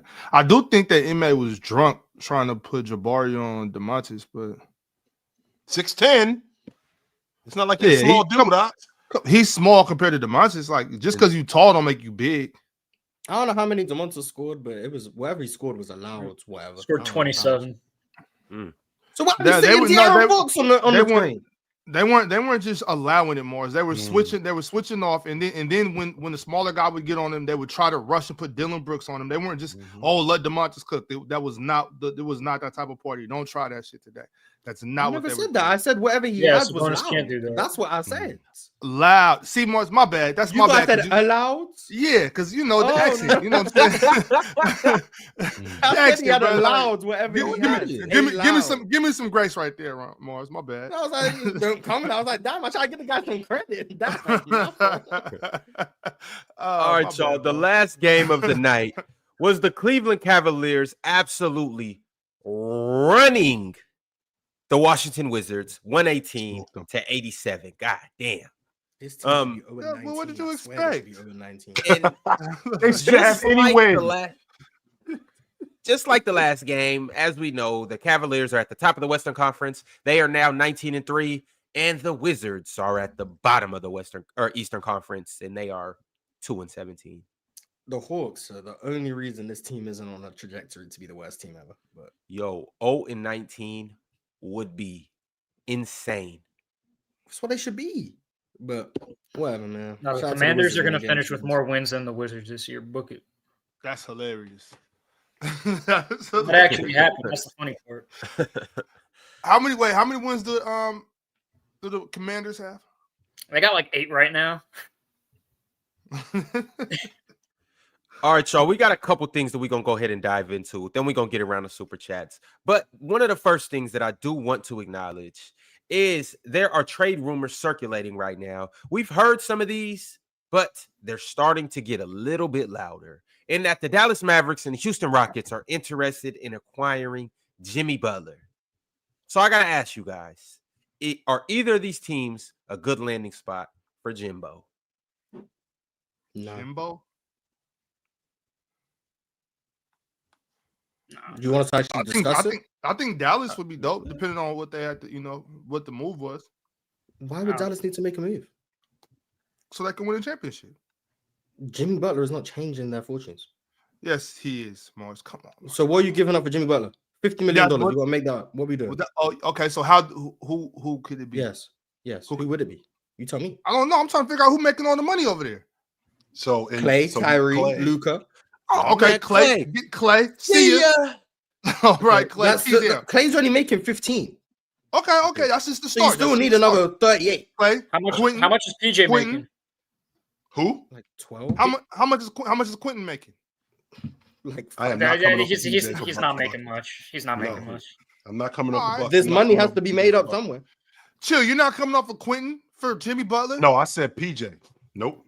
It sounds like you're trying to give up all the wing depth to get a 65-year-old Jimmy. Like. Look, if it's PJ and Clay, have fun in South Beach, y'all. All right, let's see. So current salaries. Clay's making 15.8 and PJ's making 15.5. We're 20 million short. Yeah, we still need some more money in some other places. Wait, so you add Maxi Kleber, that's 11 million. We're 9 million short. Wait, I thought you got like a little buffer. No, when you over the second apron, they over the top. Okay, well look, PJ, Clay, and Maxi, that's C. Okay, we need 9 million. How much is oh wait, no, he plays for Miami. I was gonna say Jokic. Like I said, Quentin's out of there. We need 5 million. We've given up 5 players now. We need 5 million. We gotta get a third team involved. Gotta get a third team involved. This trade is not tenable. It's not. It is. Look. If it's not tenable, I'm not giving up all of my wings for Jimmy. No. But wait. Hold on. Let's talk about this. Now, if we can get a third team involved, and how much is Jaime making? He on his Rook deal. He's still on his Rook deal, right? Rook. Jaime can come too. Some way, somehow they bring Jaime over there too.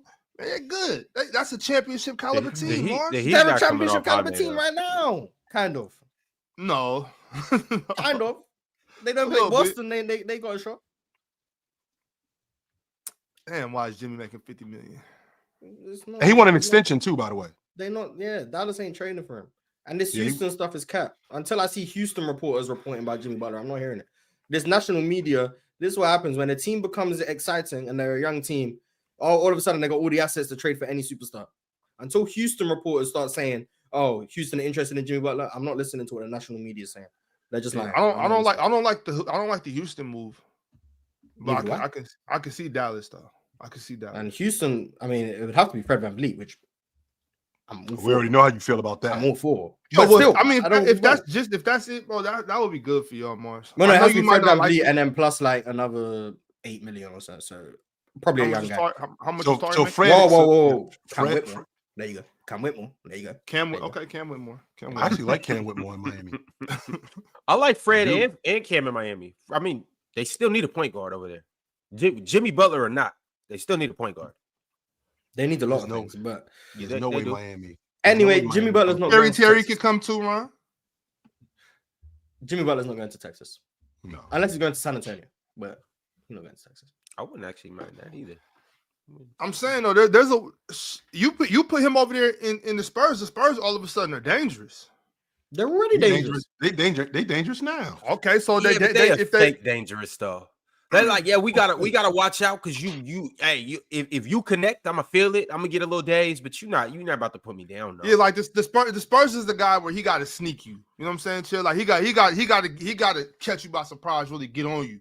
You know what I'm saying? Like if you put Jimmy on that team, I could just walk up straight in front of you and just we could just get there. So I don't know. I think Jimmy on any three of those teams just actually makes all those three teams very bad. Kyrie and Lively for Jimmy Butler. Yeah, but you know, I mean, people always gonna try. People always gonna try to fleece people. That's what it is. You gotta do what's best. Oh, what about Daniel Gafford?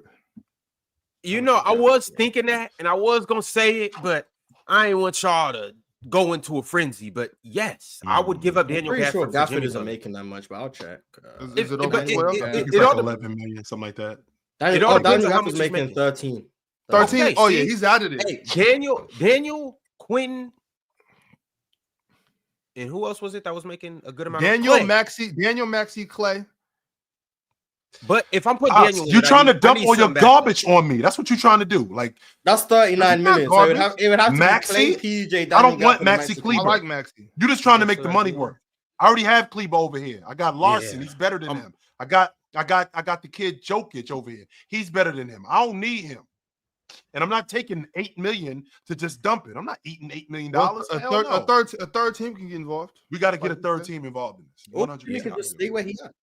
How does Ben Simmons get involved in this 3-team deal and make it good? Oh, so then they make the Heat a contender. Yeah, Ben Simmons can solve some problems. We're trying to get buckets to Dallas. We're trying to get Ben Simmons to Miami. And then send all the trash, the expiring contracts to Brooklyn. I think Brooklyn would like some expiring contracts.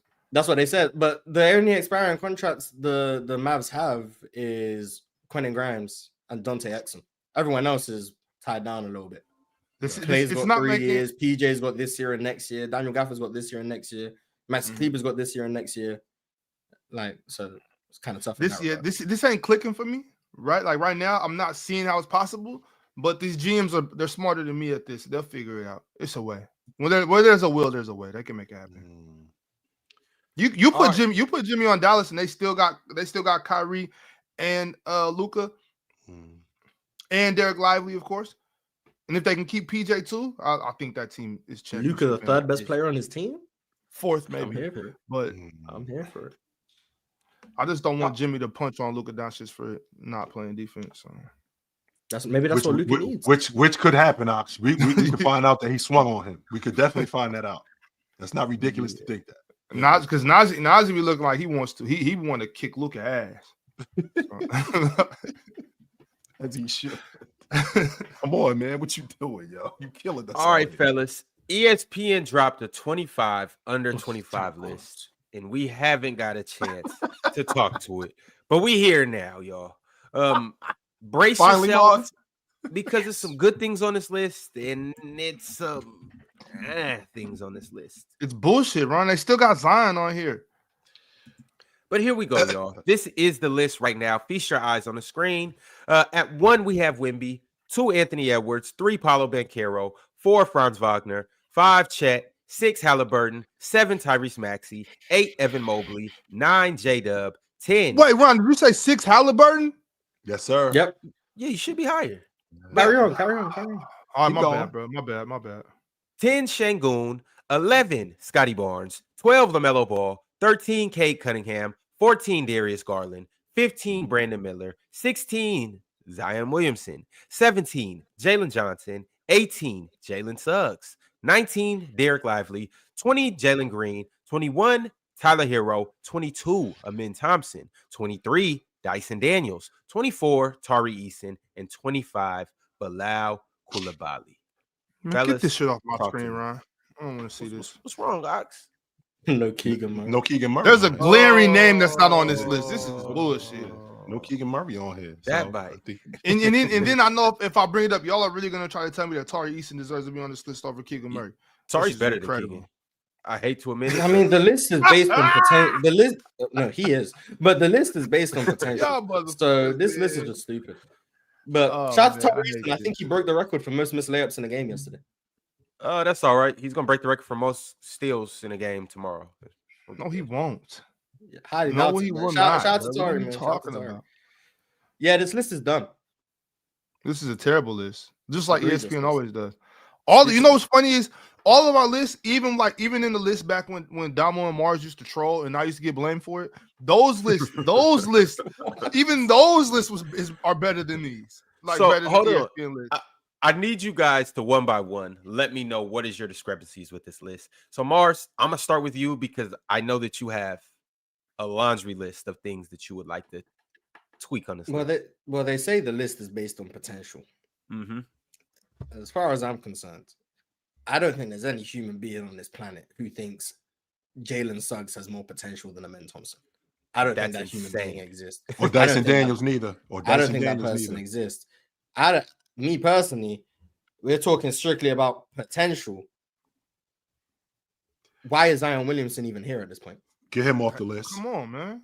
Get Zion off the what, list. what were we even waiting for with Zion Williamson?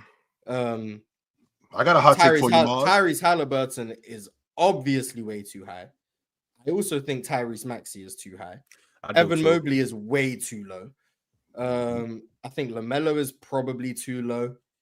They got the number one right. I think we can agree on that. I think number one is correct. I'm good with that. Yep.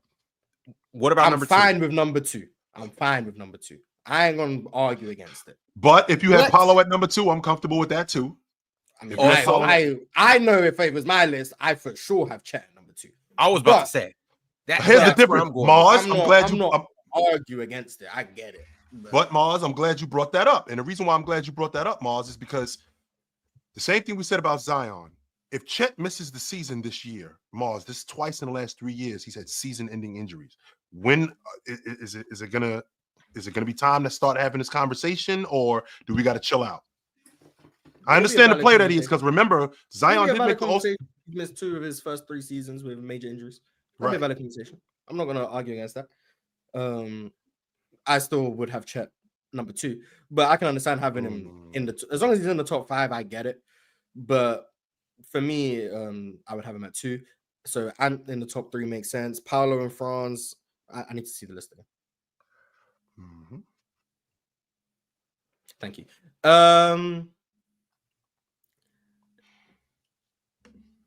Yeah, LaMelo's too low. Brandon Miller's too high. Jalen Johnson's probably too low. Who are we putting LaMelo ahead of? Does he go ahead of Scotty Barnes? Nah, I'd probably put Scotty Barnes higher as well. Yeah. Dub? They're both higher than J-Dub. Yeah. Both, huh? I'm moving Hallie and Maxey down. That's where LaMelo and Scotty Barnes can go up. I'm moving Hallie and Maxey down. I'm definitely down to move Halliburton down. So if I was to make a top 10 off the top of my head, no order, but these would be the names: Wemby and Paolo, Franz, Chet, Mobley, Scotty Barnes, LaMelo. How many did I just name? That's 10. It's like 8 or 9. One of those two. If I name 10, that would be my 10, probably. How far does the man Then, go up for you? a man would be over Tyler Hero, Jalen Green, Derek Lively, Jalen Suggs, Zion, Brandon Miller, Darius Garland, Cade. And I'm not there yet. Yes. That's as high as I would go. Everyone else, I'm not ready. I mean, I would also put a man above Şengün, but I'm not trying to hate on Şengün today. So, but I'm not there yet, Ox, but I'm getting close to putting Dyson Daniels ahead of Jalen Suggs. I'm not there yet, but we're getting close. I'm not mad at you, but I realized about 2 minutes ago that I wasn't going to take part in this segment anymore because I'm tired of ESPN and I don't want to support ESPN's list any longer. That list that they did, that top 100, I'm still not over that. And I'm still on that too, Ox. I am. Yeah, still on. This right here is the straw that broke the camel's back. I'm done with ESPN list, and I will never give them any more energy on no marathon runners. No marathon runners on the list. And on top of that, I mean, as good as Keegan Murray is not one of the best 25 players under 25 right now. No, potential. No, the best right now.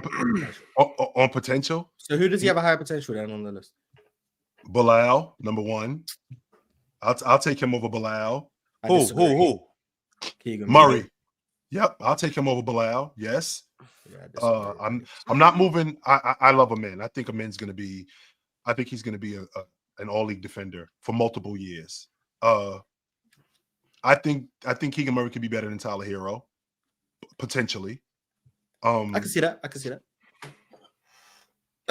see that actually. Wait. What's Tyler doing right now? Because let's just say, chill. An efficient 24. What year do you say a guy is who he is? Year 5. This is year 5, and we're getting 24, 5, and 5 from Tyler, shooting 40% from 3. Ain't Keegan and Tyler Hero down near the same age? Are they? That's right. Oh no, Keegan old. I know that. I mean, Tyler 24. Keegan 24. 23. He's 24. He's 24. Y'all got to. Well, I'm not talking about the list. I'm just talking about Keegan Murray right now. Y'all got to remember that Keegan Murray has a different role than a lot of guys.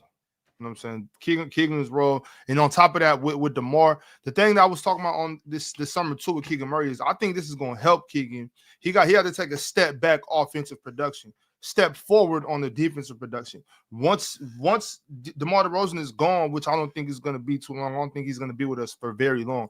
Once he's out the way, Keegan Murray steps back into that, and he gets to show all the potential he really has. Ox, I'm not trying to hate on Keegan because I do like Keegan. I just feel like he's going to be one of those players where he leaves a lot more to be desired throughout his career. Is he Lamar Odom? And it could be something like that. And I'm not saying that he might. Lamar Odom, that's supersede that. You know, my word ain't law. He might break into a 25-point per game score next season.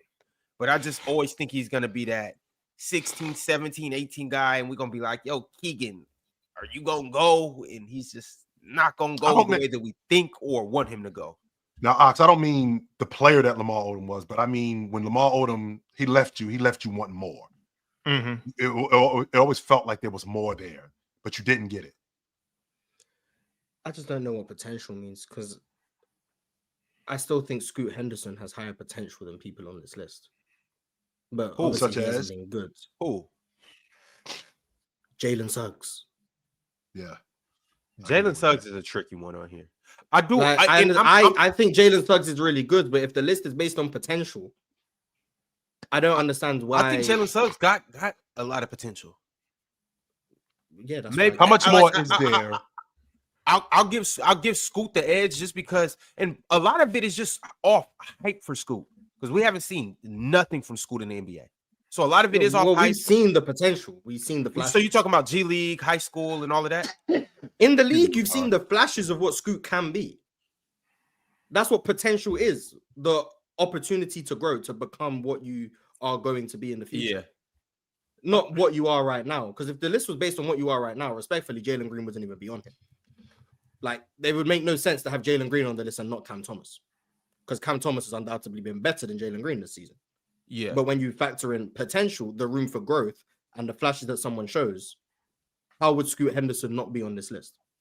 How is Scoot Henderson not showing the flashes based on pre-draft stuff, based on stuff he's shown in the NBA to say that there's potential here to be a really good player? That's what I don't understand. The only 4 players or 3 players on here that I would say Scoot can be over in terms of if I'm just valuing everybody hitting their peak based on what I've seen. I would say How old is Jalen Cam Suggs. 23, I think. Yeah, but for Scoot, I would say Jalen Suggs. I would say Tari Eason. I'll say Bilal Coulibaly. And another guy who I'm not really that high on this list is Darius Garland. I'll say Darius Garland.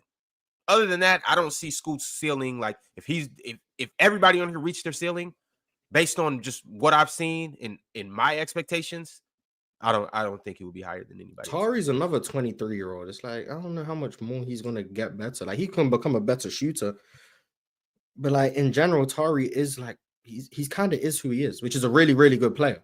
Really, really good player. But when you say potential, that's about the room for growth and what you can become. I don't see how Tari in 5 years is better than Bilal. I don't see that. And I'm just saying Bilal because he's the name right underneath him. I don't see how that happens when I look at how Bilal is growing. And I also think there's probably not enough rookies on this list. Is there any rookies on this list? I don't see anybody. None. That's kind of weird to me too. But what rookie would be on here? In terms of potential? Yeah. What rookie do you think has not even definitely, just rookies that have action? Ricochet, I think, has action. I can see Ricochet should be over Tari. Klingon has action. If Derek Lively has action, I think Klingon has action. Zach Reedy has action too. Sure. I don't know how much better I think Jared McCain will be, but I think you kind of have to say Jared McCain has action. Really, you do, based on what he's doing. Anyone else I'm missing? Matos Buzelis, I think, has action. Yeah. I'll stick with those names for now. Bronny James, obviously, son of LeBron. So crazy thing about this list is a lot of these guys are 20. So I know Halliburton's 24. I think Tyrese Maxey's 24. I know Tyler Hero's 24. And is Zion 24? Yeah, Zion's 24. Yeah. I think Darius Garland's 24 too, if I'm not mistaken. How does Tyrese Halliburton get so high on this list? Because of last year. That's why. Playing in the Olympics, what he did last year, being an all-pro, playing in the Olympics, winning a gold medal, even though he didn't really contribute that much. And then coming into this season, that's why he's on the list. What does RJ Barrett have to do to get on this list? That's a good-ass question. He'll never make one of these lists, Mars. Because RJ Barrett been hooping. And we just so he's 24 and won't continue getting better. But it's too small of a sample size, though. Like, if he would have did what he's doing this year, all last year. He's 22 a game in New York. He was averaging 22 a game in New York. He's done it since he got to Toronto. That is true. He was starting on a playoff team. That is true. Remember last year I was saying that his points per game were more impactful than LeBron's points per game, and people weren't really feeling that. Like RJ Barrett been balling for a while, if you ask me. But this ESPN, this is what they do. Who on this list would you put RJ over? Ox? Zion. So just Zion or everybody below Zion? Suggs too. Hey, y'all not really feeling Jalen Suggs, huh? I'm not that high on Suggs myself, but I could put RJ over Jalen Suggs, over Zion. Let me not be a hater because I want to say LaMelo. But yeah, I don't know because a lot of these guys are pretty young. So if it's just based on potential, then it makes it a little more difficult. If we're talking about just better then he could be over a lot of these dudes. But if we're going off potential, I guess that makes it to where probably just LaMelo being this slow. You know who's another guy that we haven't mentioned yet? He's right outside the top 10, Mars. It's not like he's 15 or 16. I mean, he's at 12. That's kind right. But it's largely due. Don't forget, Mars. We haven't seen this the first time, and he's hurt right now. But the last 2 years, he's had season-ending injuries. I mean, the last time he was really productive was the year he made the All-Star team. Since then, he hasn't really done much. Still got very high potential. Now when he's in the lineup, what he could be, I mean, that's different than what we've seen. What potential is. But Mars, again, we're in year 4 now with this guy, and this is where we are. Year 4. Out of all these guys on this list, if we're just talking about obviously just numbers and just strictly numbers, he's having the best season. 31-7. Strictly just numbers. He's having the best Strictly season. just That's numbers. crazy, Ron. I just numbers. mean, He's- if you he's putting on the best show out of everybody on here, Ant included. So I'm saying this is 23, year 4. So is LaMelo the best player here? No. I mean, he's averaging he's averaging the most points. I won't argue Don't that. say not even close. Why Melo's not? top. He's top I 3 think the in top here. 5. I think the Top top 5 3? are all- Yes. I think the top 5 are all better. Ron, he's not better than Wemby and Paolo, Franz. Keep going. Chet. Oh, Ain't no Chet. way you just skip Chet. Yeah, I was about to say. My bad. Like, He's not better. He's not better than those guys Evan are Mobley. clearly better than him. He's not better than Evan Mobley. I agree. I'll take J Dub. Okay. Are you taking Scotty Barnes over You him? guys are out Barnes? your mind. I'm taking Scotty Barnes for sure. I'll take him over Cade, but I'm taking Scotty Barnes. Yeah, I think he's like 8th best probably. 8th. Shit, on Man. some Seven, nights, nine. LaMelo top 3 on this list. Yeah, and it might I not. don't It might even not be think three. you believe that. I don't even think you. I think LaMelo's that good. I think Bro, LaMelo I Ball is don't- that I good. don't think you believe I'm that. telling you, I think LaMelo Ball is that good. Right. You think he's better than Darius Garland, Ron? So you think he's better than everyone not named Wemby and Ant? Based on potential, Ron. It's too Based early. on potential. I'm talking about today, right now. Yeah, Ron, right now Ron, you think he's better than not- everyone it's not not named even- Wemby He and is Ant? not better than Paolo. No, he isn't. Ron, it's not even noon. Y'all bro. letting You that little can't be 50 drinking point, that little this 50 point early, game bro. from Paulo. That them really boosting him up, and Paulo my man and everything. Ron, you do not think LaMelo is better than everyone not named Wemby and Ant. You don't think that. What? Can't be, bro. Can't really think that. Ron, it's Shout out to LaMelo, man. it's not Shout even out to 11 a.m., bro. You can't be drinking this early, bro.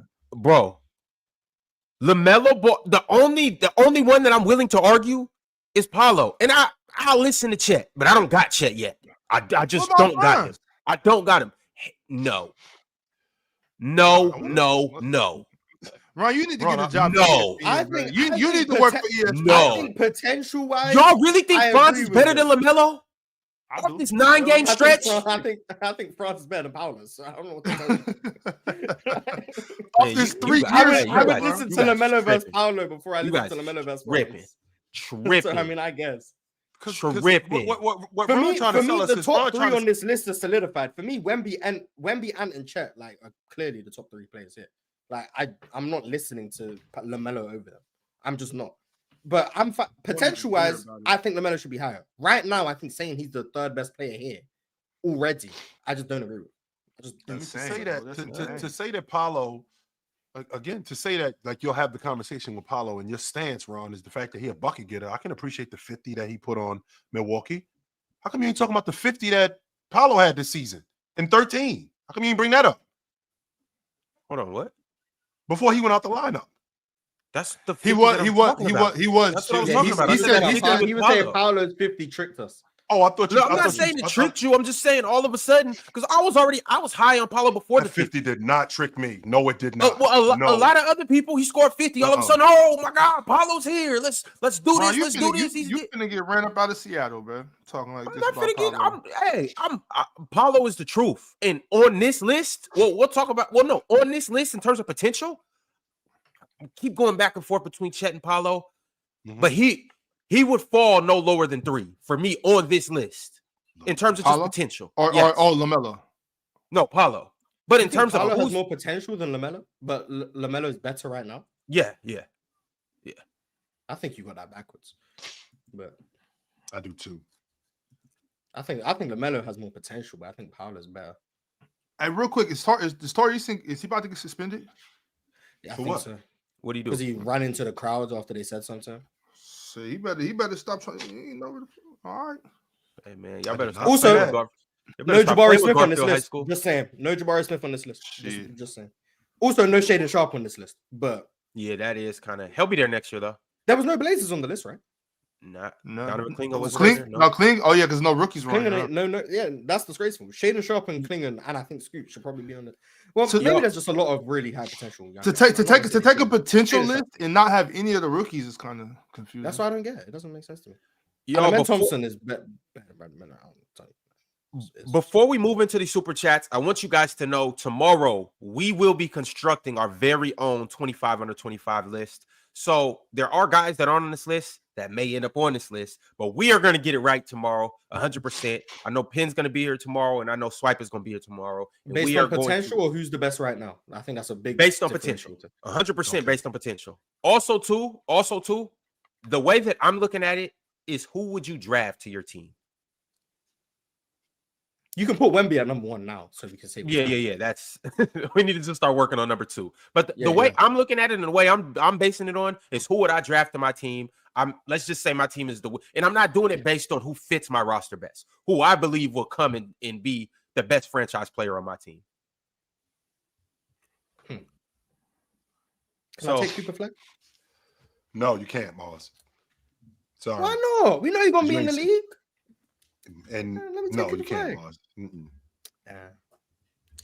All right, well, let's go ahead and get to it. We got a lot of super chats, so let's make it happen. Mind Goblin said, "Who's the new guy, and did he watch Ratatouille?" Damn, that's an important question. You never got to ask him, bro. I wasn't asking that question. I wouldn't have been able to read it. It's Ratatouille, Ron. By the way, Ratatouille. It's not Ratatouille. It's Ratatouille. It's French. Ratatouille. Okay. Yes. Shout out Ratatouille. SMN RNDM said, then Luka came back and had a great 2 last games. But whatever narrative y'all want to push, don't get me wrong, Luka been bad before the injury. But the Mavs better without Luka is stupid. It's dumb. It's reality. Accurate. Luka makes his team worse. The numbers support it.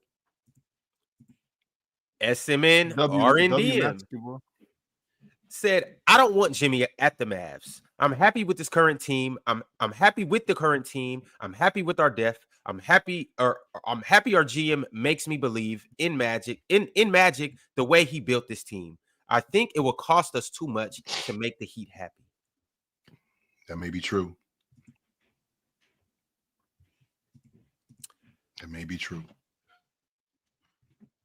Rafael Lagonde Tilepe said, for you guys, Ime Udoka may not be a good husband, but can we all admit he can coach his ass out? Yes, he can. Out or yes, off? He can. Either way, he can coach his ass off. Yes, he how can. far will they go this year? It depends on the growth of our players. I'll have a better opinion by February, March, All-Star break time to see if Jalen Green is good at basketball or not. See if Jabari Smith is good at basketball. See if Şengün has got back to his regular self. If all of those things happen, I think we can make a run. If not, we're a first-round exit. Our offense will just get found out in the postseason. So it depends on the growth of our players. But I think Ime is doing as good a job as he can with the team. Defensively. Offensively, I still don't think we're that good. But anyway, yeah, Ime is doing a good job. Reed Shepard has to go to the G League. But other than that, yeah. You got a bunch of G Leaguers on your crew, Mars. Cam, Reed. Yeah, but I mean, just send them to. Put Aaron Holiday in the rotation. Send Reed to the G League. That's it. Reed isn't. He's not ready. Go to the Rio Grande. Yeah. And there's nothing wrong with that, by the way. Nothing. Not at all. Not at all. Nothing wrong with right. I personally just hope that they get the 3 seed and we get the 6 seed. Oh, man. Huncho. You like that matchup, Bob? Yeah, I'm not mad at it. Like, you know what I'm saying? Like, DeMar DeRozan was killing us in the third quarter. I was so mad. They made like 16 straight shots. It was disgusting. See, but chill. You see what happened? Like that. What happened last night? That's how we're supposed to play. Right. We play our game, and then we give DeMar his stretches. Like, okay, we're feeding DeMar. DeMar, let's get these buckets. Let us play ball. DeMar can't slow down our offense. If DeMar slows down our offense like consistent throughout the whole game, then it's just not.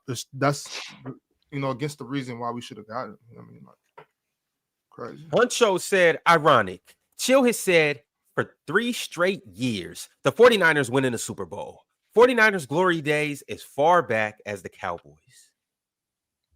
Damn. Thanks for the super chat. Appreciate it. Was he spitting? Sounds like he was spitting. Sounds like he was spitting to me. Sure, you don't want to talk about the Niners right now? We can 100% talk about the 49ers. We've been in. When the last time the Cowboys been out the divisional round?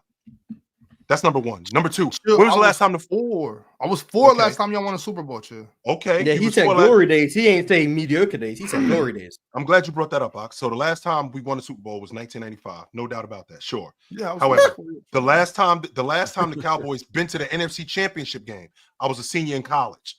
That was the last time they've been to the NFC Championship game. When's the last time they won a Super Bowl? Not the same year?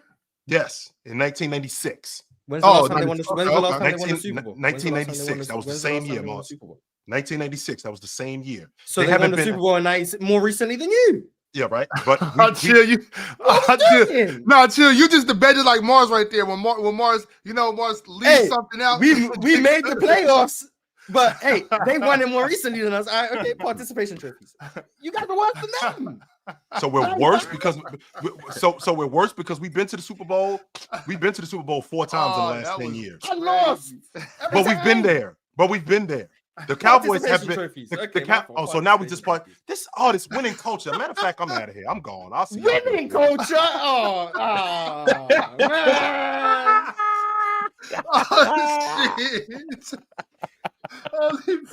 Hey, I probably should have asked the question, do you not want to talk about the 49ers? Because I know he don't want to talk about the 49ers because they down bad right now. But hey, man. Trying to tell y'all. It seems like Chill a little under the weather today, so y'all got him tight right now. Nah, I try to tell y'all the division has to go through Seattle and it will go through Seattle and always has went through Seattle. But hey, now y'all just having to learn out the hard way. Hey, Mars, that was a W call out. I thought his team was good. Me too, Mars. Swearing that his team be doing stuff. Me too. 1995. Damn. No, that was a great call out right there, Mars. Because that would have went right past me. I didn't even really realize what Chill was doing. Oh man, that was beautiful. I gotta go back and watch that. You running 5.7 said, "Hey man, ever since they inserted Ajax, the defense skyrocketed. Plus AJ Green minutes." Yeah, Ajax has been a difference maker for them. Yeah, we working right now. We working. Oh, you see our comment from Woodage right there, Ron? From who? Apparently, you guys should have run the ball. SMN R&D. You got to leave next. You got to leave. Also, Chill. By that logic, Tatum should never win MVP. If you take him out and they still gonna win. I'm Mavs before Luka, so I don't care. I don't care about an MVP. Get that chip. You get neither, so live with that. Alan L said, Luka FC, we are back.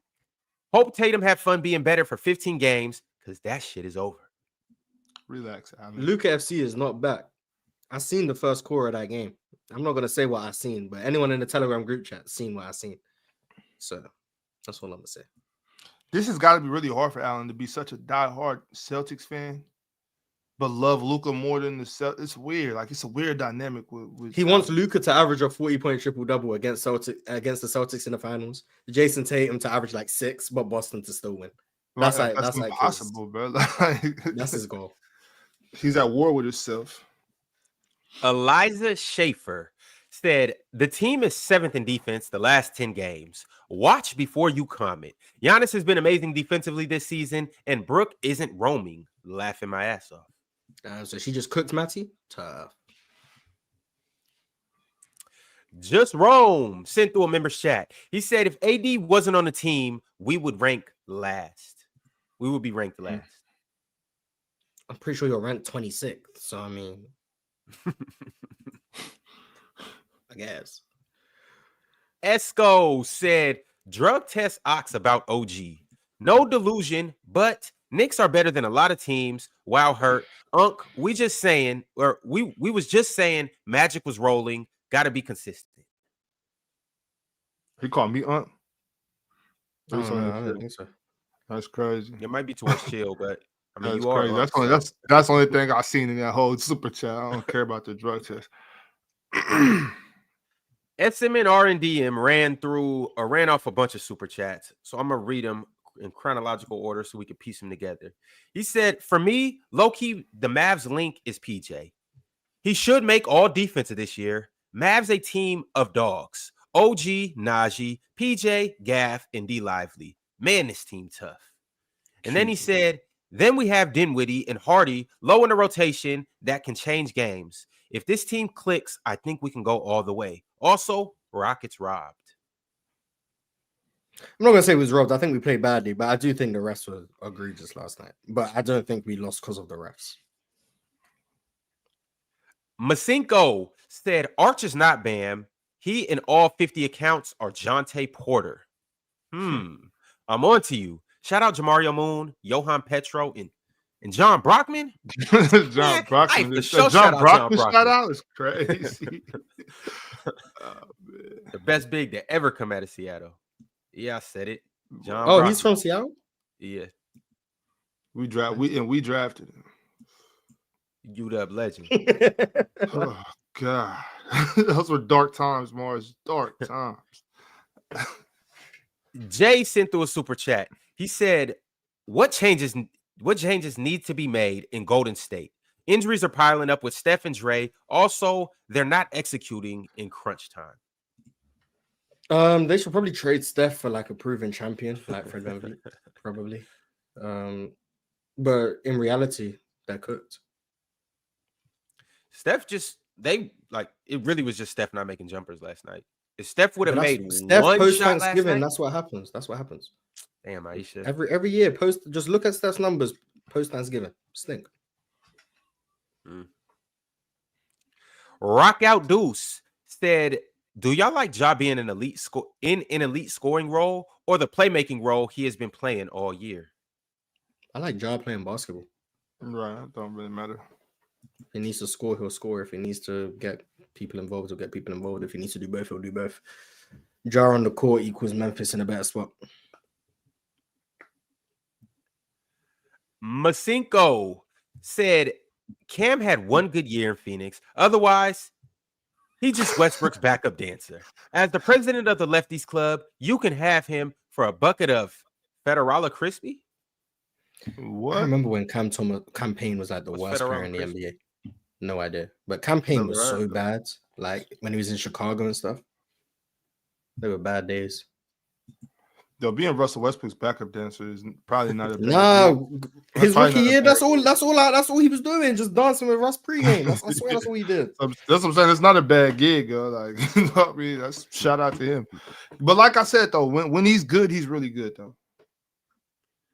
Ray Starr said Wemby 1 for 9 from 3. Get off the long ball line. Keep shooting on Wemby. Shoot it till you break it, big fella. Void Century said, love the disrespect to this panel keeps giving hero. I don't. Disrespect him. ESPN did.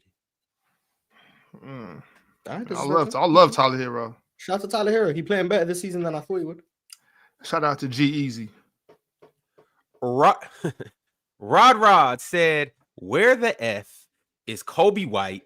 ESPN is dumb. Damn, where's Josh Giddey? Oh my God. Void Century said, we taking Kyrie, Lively, and 2 firsts for Jimmy. Get it done.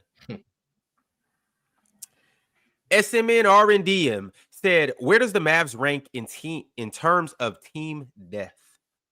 They're gonna rank a lot lower once they give everybody up to Jimmy. Top 5, maybe. Monolando said Dyson Daniels best defender in the league. Okay, buddy. Ninja emojis. Philo Red said, chill. You switch now after Jokic go 38, 10, 6, and 5? I mean, the rebounds and the steals have nothing to do with offense. 4 Fizzy said Dallas Dinwiddie is different.